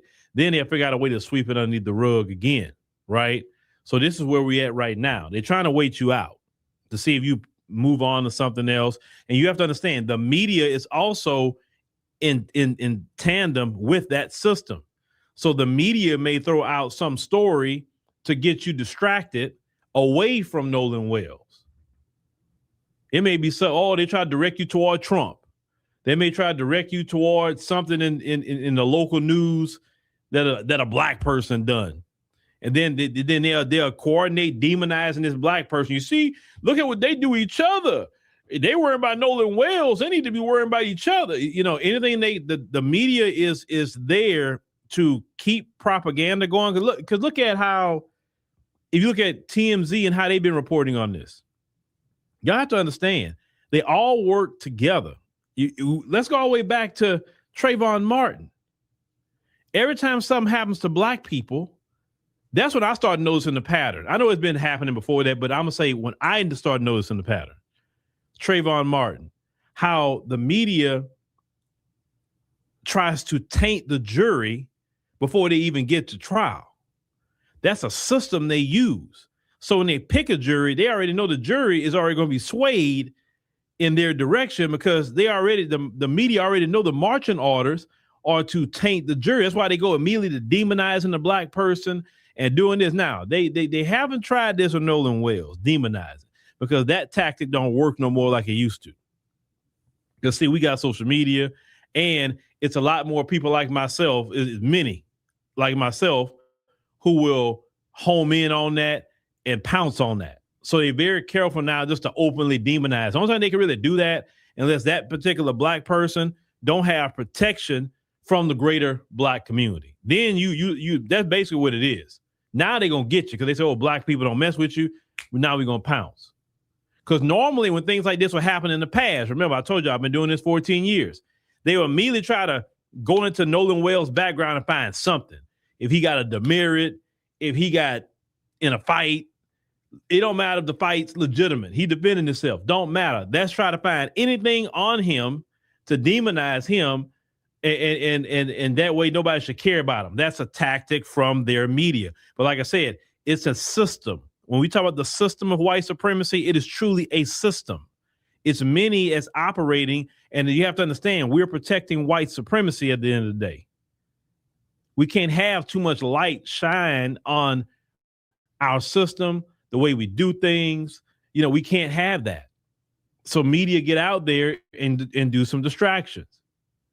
When they're trying to distract you with this and that and third, stop falling for the distraction and say, hold on, let me really see what's going on. Why they don't want us to know about this? And you can't be distracted. If you're looking at Nolan Wells, you stay on it. It don't matter what's going on. Say, nope, I'm staying on this case right here. I'm paying attention. I don't care what else that Trump may say something crazy tomorrow, and they'll focus all their attention on Trump when he said crazy. And while everybody focused on Trump because he said something crazy, behind the scenes they doing their dirt to clean things up or fix their story. They always do that, not just with Nolan Wells, but with anything. So we have to be laser focused on these on any kind of case or anything that you're doing, because the media is definitely the enemy of black people. They always have been. They have lied on black people. They have started race riots. They're white media. And then you look at the black people that's on there, they never can really tell the truth. They can only say things to a point. Let's say if they even on the MSNBC, let me tell you something. You know you're a real black man or woman when even the left-wing media won't let you on. Because I thought the left-wing media is supposed to be about fighting against racism and discrimination and XYZ. When the left-wing media is afraid to talk to you or won't talk to you, you know you're telling the truth.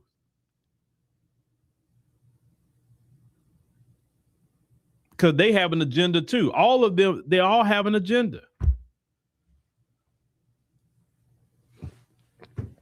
Now you say they will find every or anything to justify their demonization of you. Oh, you talking about Nancy Grace is on the case? Well, Nancy Grace, I mean, hey, I mean, she's been doing that for years, but here's the thing. It's good ratings.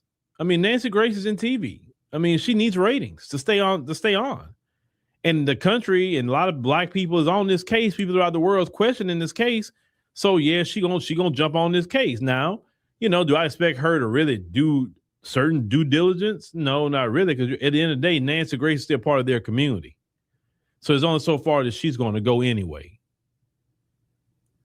You know, I haven't known Nancy Grace to be cast out of their community. And I told y'all before, my favorite white Americans are the outcast white Americans, the ones that they can't stand, and the ones that say, "Oh, you go over there with them, stay with them." Okay, that's the ones I'm cool with, because you know what? They don't want to be around you either. But the regular ones,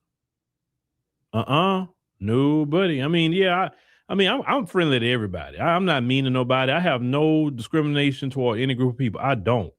But you know, with Nolan Wells, I've been seeing a lot of videos. A lot of videos from black people that's been talking about, hey, man, you know, talk to your kids. Hey, don't be going out there with them. Hey, watch yourself. And boy, I'm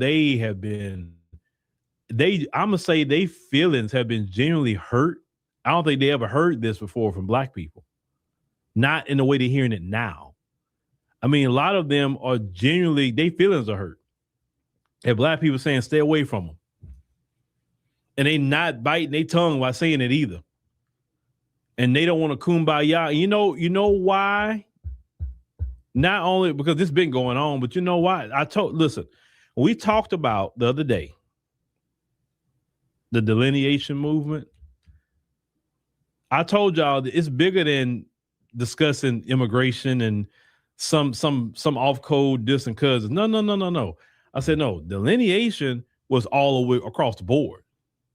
It was the separating of ourselves, especially from them. They've never experienced us doing that. They never experienced us say, don't you go over there. Now, in our house, some of us may say some things, but you're seeing more and more black people say, oh, no. I'm not getting involved with this. Nope. Because, hey, if I go over there with them people, I may not come back. You got more and more brothers out here saying, I ain't touching them. Oh, no. I don't care what they do.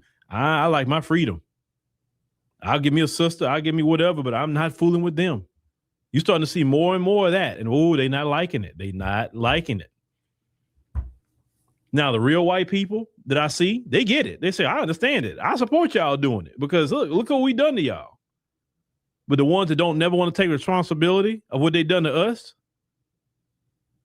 their feelings are hurt. I don't understand. This is like, you guys want to segregate yourselves. Call it whatever you want. I call it safety 101 for Black America.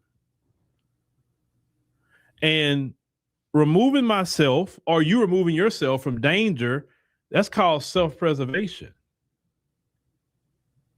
And because we understand there's a system of cover-up that goes from the local police to the sheriffs, to the state police, to the district attorneys, to the medical examiners, to the judges, to the people in the state government, everybody's covering for y'all.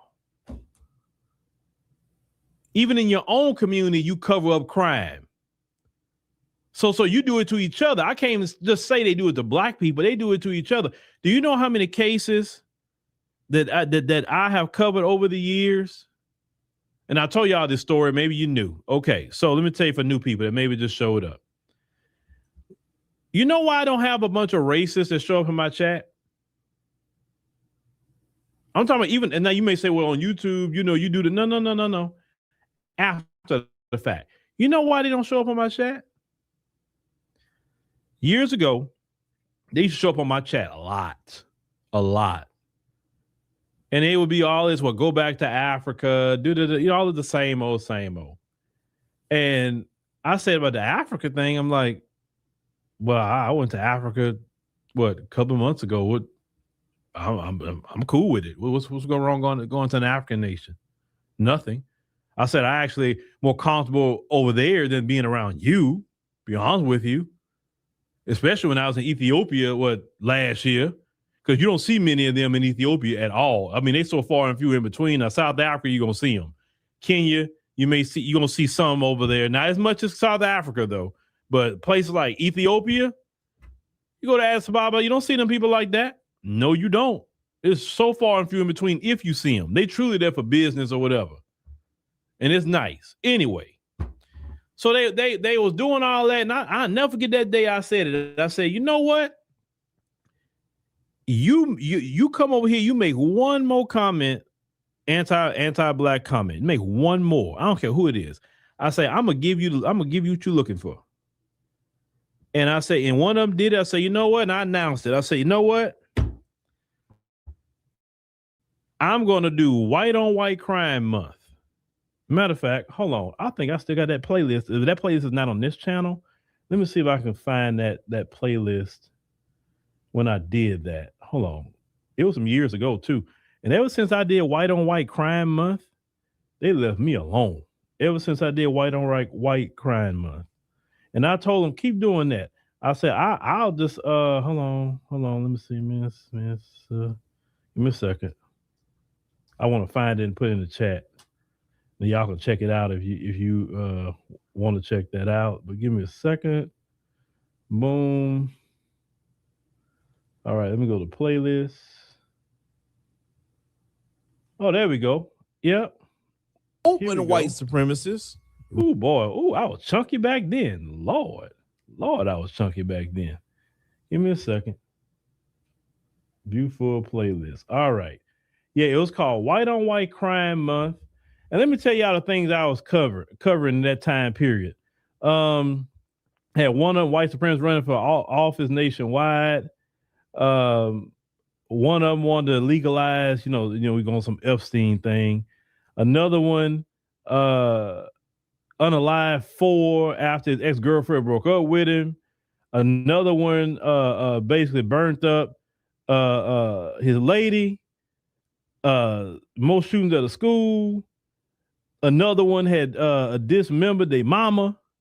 He got sentenced to 28 years. Another one was arrested for being at home with a decomposed body. Another one shoot his own son for drinking his vodka and replacing it with water. Another one was a bar manager attacked, it said, after defending a black employee from white supremacy. They actually attacked a white guy for defending a black employee. Another one story I covered during that whole thing was pastor was charged with unaliving his wife and 2 family members on Thanksgiving. Another one was weirdo was sniffing the girl in class. I mean, it's so many things. I covered 31 stories that month. I'm looking at all the craziness they did. One of them was arrested for bestiality. Like y'all, I was going in on them when I did that. It was 31 videos. And after those 31 videos, y'all, they left me the hell alone. They left me alone. And I said, if you keep talking, I said, this is going to be a permanent thing I'm going to do. I said, I'll do a whole channel just dedicated to you. I said, because I was enjoying doing that. Let me put the playlist right here. Y'all can go check it out yourself. Playlist right there on the Emancipation Media channel. But yeah, I was, oh boy, I was laying into them. And after that, y'all, they left me alone. They left me alone. I ain't had no problem with them since. I ain't had a single problem with them since. Oh, then I had started a series and I kind of backed off of it. They were talking about, black people doing all this stuff to the police. And I started covering what they were doing to the police at the time. Like one of them had shot 4 police officers. Another one had took the life of another cop. One of their old thugs unalived 2 deputies. Another one was charged with attempted homicide, drive-by shooting of a cop. Another one, white supremacist, was ambushed and he unalived 2 Iowa cows. Oh, I was starting that series up. And they were like, all right, Phil. All right, bro. All right. We're not going to talk about black people no more on your channel about the cops. We're not going to talk about black on black crime on your channel. We just going to leave you alone. They threw in the white flag because I was ready, boy. Oh, I was ready. I was loving covering their crime because there's crimes they're doing in their community. Because you're not going to come to my page talking about no black on black crime when y'all do some things that I have never seen before that we don't do to each other. So I'm just giving y'all a little history lesson. You may not know that, but you can go check that stuff out on the Emancipation Media channel. It's some classics over there, you know, that I covered. But no, I don't. I gave him a whole month, Buckhorse, a whole month, and they left me alone. So if you want them to leave y'all alone, warn them, because I was warning them first. I'm not gonna just do it, but like I said, I will give you what you're looking for. And I learned back then, if I dedicate 1 month to you, you're done. So, and I've never used those powers on black people. I've never did that. And I'm not here to do that. But, you know, it has to be really bad for me to say, okay, I'm going to dedicate a whole month to you. That it has to be bad for me to do that. But, yeah, you say, 2017, 2018, that's a long while ago. It left me alone. They left me alone after that, y'all. Now, what you say, fishing with Ricky? Say, leave you alone because you're too smart. Well, no, I don't need to play no old videos by. No, they got a bunch of new stuff. They do. I just don't cover it because I have no reason to. I'm speaking to my community. I'm not here to like look at you. I'm not doing that right now because they not really giving me any ammunition to say look at you. That's why I'm not doing that. And if you notice, they don't really do what they used to do. They don't talk about the black on black crime. They don't call, they don't call us thugs anymore. I mean, they used to just say, oh, look, they're just some thugs. We shut that down. Not saying me personally, but we in the grassroots black media, we shut that down because they say, wait a minute, hold on. This thug stuff you saying, that's your way of replacing it with the N-word. And you know how they would give it up? Like I say, they're not smart. They would call somebody who have a straight A student a thug. And say, okay, all right, this isn't about no crime stuff at this point.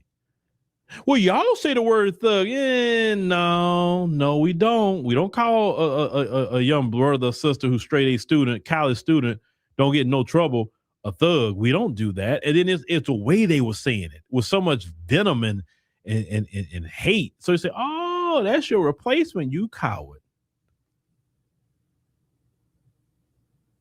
So when I tell y'all, I know these people, I have dedicated time and energy and years to understand who they are. And when you know who they are, they really don't want to talk to you too much. They don't want to mess with you. And I recently was like, you know what? I say maybe we should do some interviews with some white nationalists. Why not? I have some questions for white nationalists. I really do. If any of you are white nationalists out there and you'd like to do an interview with me, I would love to speak to you. I have so many questions for the white nationalists at this point. Oh, I have a lot of questions. And I'm asking questions to learn, okay? I'm not coming to beat you up. I just want to learn. So if any white nationalist would like to have a conversation, I'm definitely open. You can email Kellen and say, hey, I'm a white nationalist and I want you to be a certified white nationalist too, not just an idiot. And I'd just like to ask you some questions because I really need to be educated on your worldview about something. I mean, I already kind of know, but I think the audience really would learn a lot from you at this dispensation of time. You know, I want to know, you know, your world is collapsing. So I just want to know how you're going to handle that. You know, the birth rates situation, you know, you got immigration questions I have for you. I'm thinking what else, I mean, in just the reality, you know, why is never an option for you to go back to Europe when Europe actually is the place you need to save? That's more logical, is to go to Europe, because you can't logically make this a white society because you don't have the manpower or woman power to do it. And it's just not, no, you're not going to do it.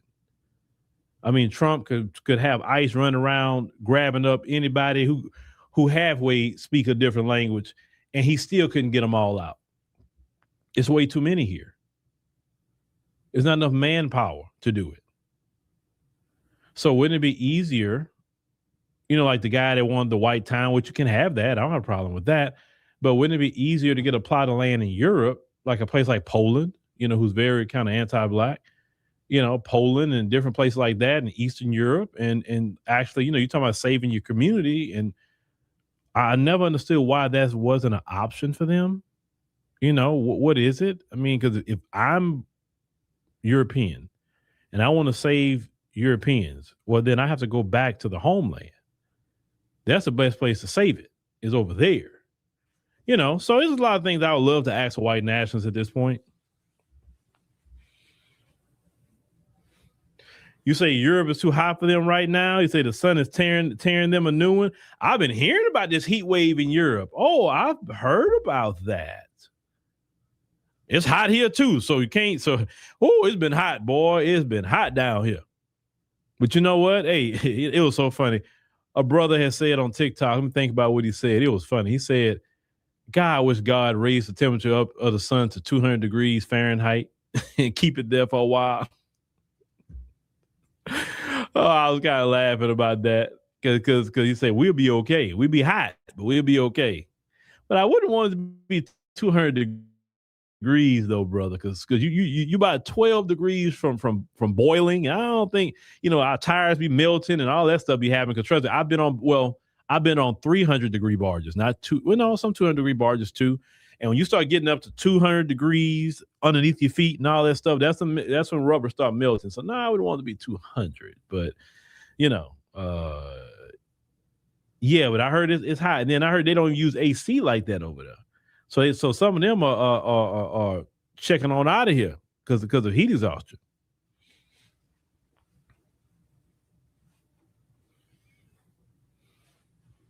Oh, that sun's gonna get hotter and hotter and hotter, ladies and gentlemen. That sun is gonna get hot. And you know what? The children of the sun gonna be fine. They're gonna be just fine. We not worried, not our problem. But we don't believe nothing these people say in Mississippi. They have no credibility at all. We're not worried about them. We don't believe them. We believe it. It's one of those things. I believe it when I see it. That's how you have to treat these folks. I believe it when I see it. Everything you say is on red, and that's just really what it is.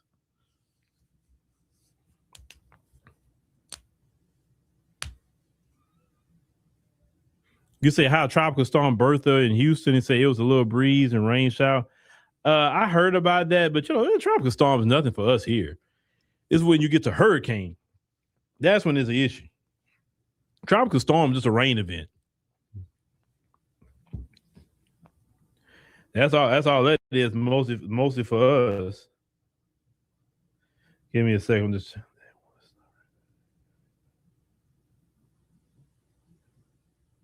okay. Now I was checking something out. One of my editor was telling me about a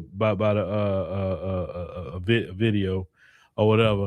But yeah, y'all. So I'm gonna wrap this up. I got to work on another thing, and then I got to work on some other projects.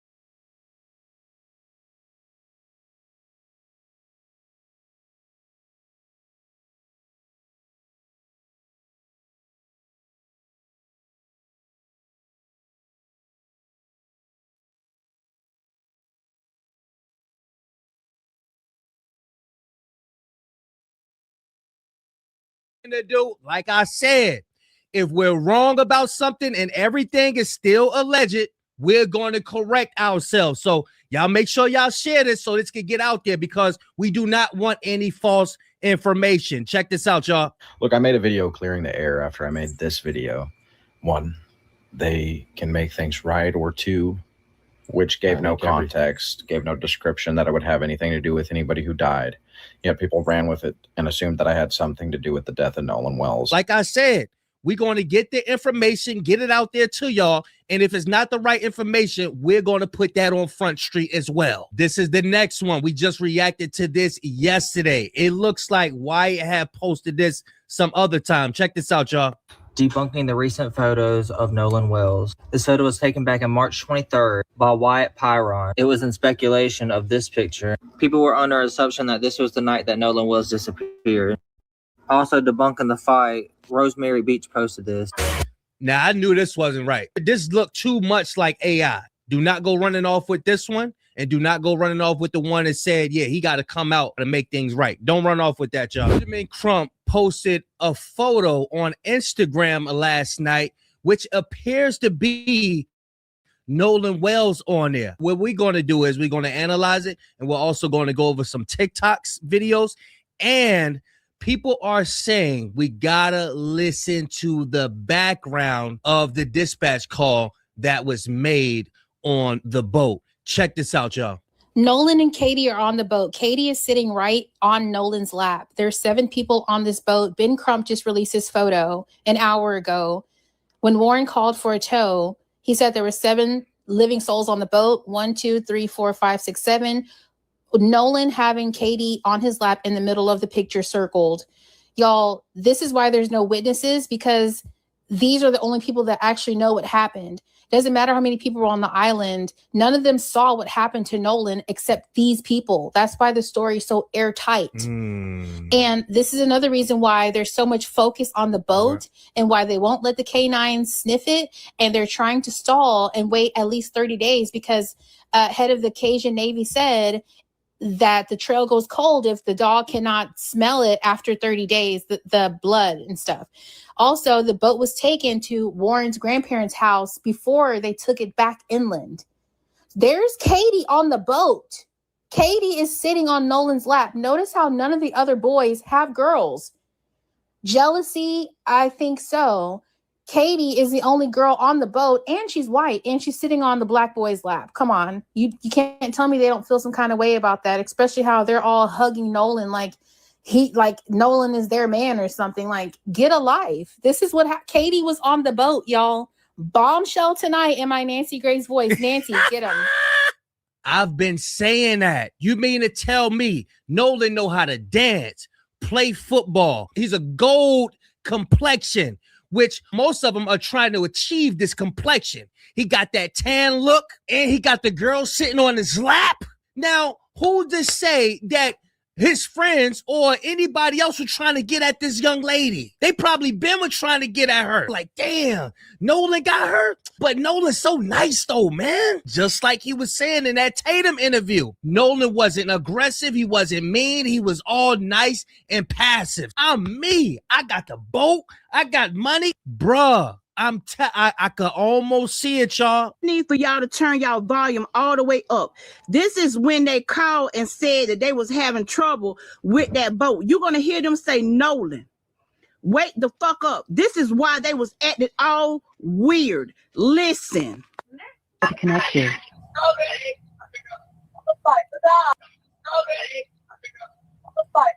Yeah, it said, Nolan, wake up.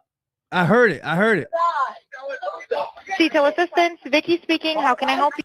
But the audio that I had, I got it from TMZ. They don't play this part, y'all. Just as I suspected. They cut off the beginning of it, but they're still saying it when you listen in the background. But check this out. I want y'all to listen. Check this out. We have a membership. All right, of course. How far is the word coming up, sir? How far is the word coming up, sir? How far is the word coming up, sir? The word coming up, sir. How far is the word coming up, sir?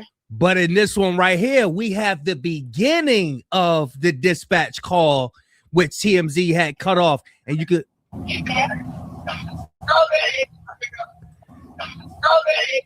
And he said, I need y'all to come. And she said, do you need me to send a Coast Guard? He said, nah, that don't make no sense. He said, we need y'all. It's working. We're sinking. Can y'all please come? We have a membership. Speechless.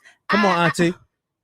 I knew they did something to Nolan. I just didn't know what they did to Nolan. But they fucked up the judge, take her ass down to, because she was covering every adult that helped cover up this. Lock their asses up. That's gonna be the whole half of motherfucking damn Mississippi. Lock up. Go get their asses right now. So Nolan Wells' friends' boats were sinking, but they didn't want the U.S. Coast Guard there at all. I'm going to play that recording for you in a minute, but to be clear, the U.S. Coast Guard, their goal is to make sure that you survive. They have water pumps that take the water off your boat. They have life-saving measures. They have multiple representatives there to help you off that boat and to safely and securely put you back on land, at least on their boat to land. But why didn't Nolan Wells' group of friends want the U.S. Coast Guard there? Take a listen to what they say. Hey, we're at the west tip of Horn, and our village pump stopped working. We're sinking. Can y'all please come? We have. Listen to the emergency. How far is the water coming up, sir? It's coming up. We're just sinking. I don't know. Like we're going down now. So you hear him say, I don't know, we're sinking, we're going down. That means they need help now. Is the boat sinking or you have it aground? We were sinking. Yeah. Now listen. All right. Do you need the United States Coast Guard? What?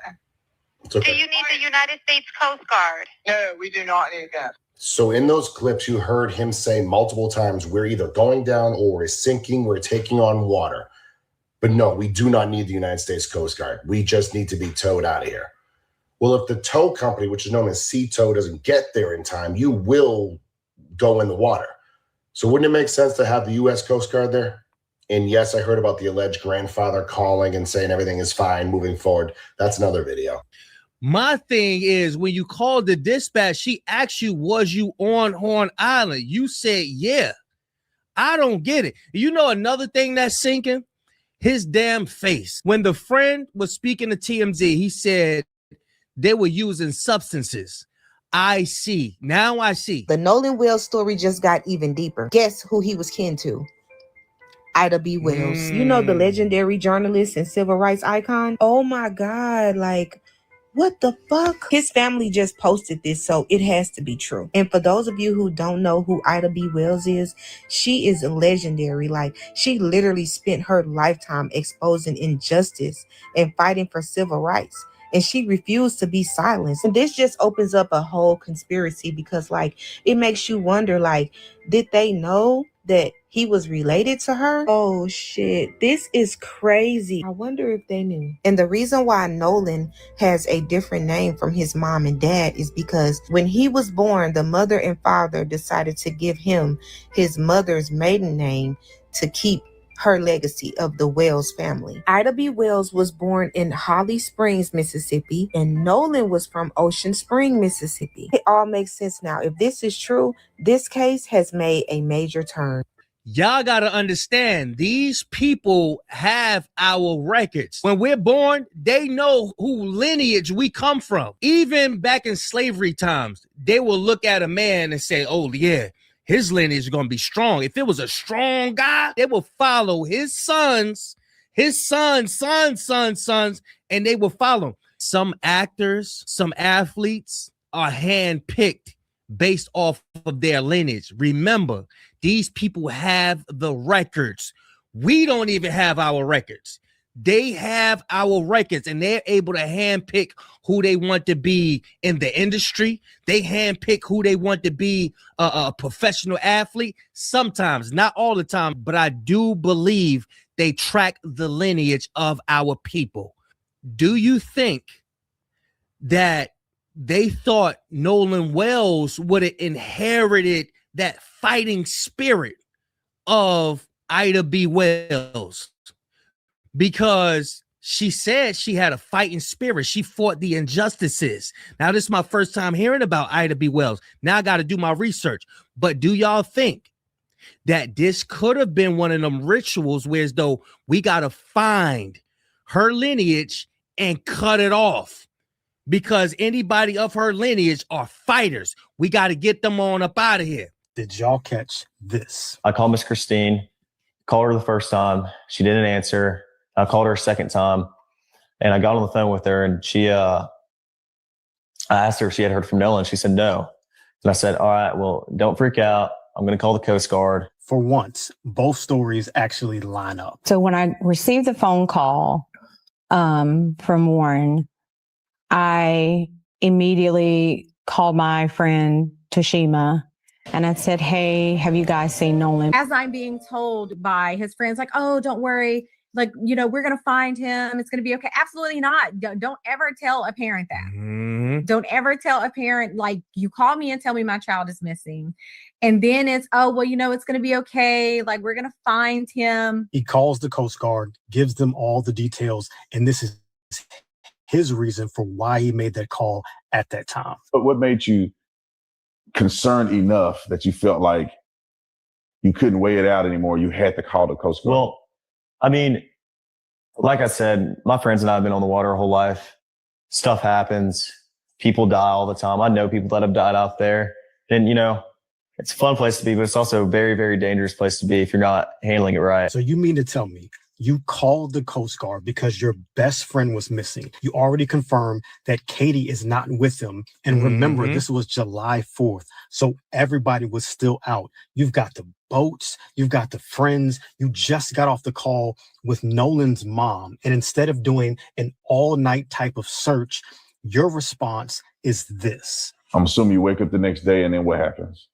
I wake up the next day at about 7:30, and my dad had texted me because obviously Nolan's photo was all over Facebook, and I just saw it everywhere, and I was freaked out because I was like, oh my gosh, like I assumed Nolan's just we had been drinking all day, and that he's just sleeping somewhere, and that he's okay, but I didn't want to believe that. I don't trust his nose, man. I'm telling you, I do not trust that nose, man. So for all the people that are in my comments or messaging me through Facebook Messenger telling me that video you did a few days back about Nolan Wells, and you talking about the throat missing, bro, the throat wasn't missing. You need to go do some more research. Or the ones who saying, you trying to make it seem like in your video that the first day they found the body, that there was some suspicious stuff going on. What are y'all talking about? This is why I do my own thorough research. I don't listen to people. I do my research with the facts and the stuff that the public information that search yourself. I'm about to give you the facts. I'm gonna give you the truth all over again for all the ones that's doubting and in here talking about what I don't know and what this right here. Listen, the independent pathologist, Dr. Roger Mitchell, he couldn't examine the trachea, the larynx, the thyroid horn, or the hyoid bone. You know why? Because they all were missing. Those four structures are the main parts of the throat and the neck that matters for the airway and checking for injury. Without them, there's no throat left to examine. That's right. This for the rest of y'all, the other people who got these comments. The local officials, the sheriff and the coroner's office were already calling it accidental drowning, with no foul play on the very first day the body was found, July 6th, before the state even did the autopsy the next day. The very first day they found the body, they was already saying accidental drowning, no foul play. The state ain't even did an autopsy yet. And y'all talking about how y'all trying to make like it was something suspicious the first day. That's suspicious. Right. They jumped to that conclusion that fast. Now people are asking why the family won't just let it go and accept accidental drowning. Man, because it's their kid. People never take these things serious until it happens in their own life or to their own kid. If this was your child, you walk through hell and high water to get answers to. That's what a parent does. If you didn't know, now you know.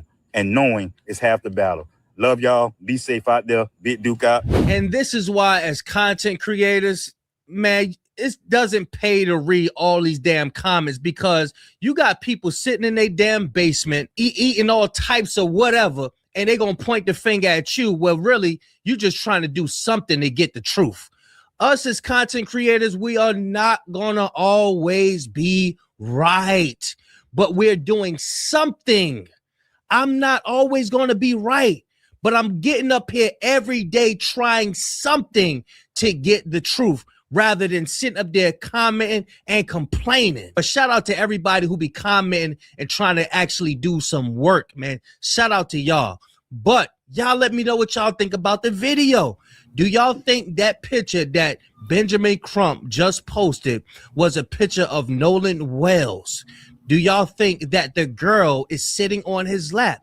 Or do y'all think that that's a leg and a foot about to be thrown off the boat? Y'all let me know what y'all think about that. Filthy.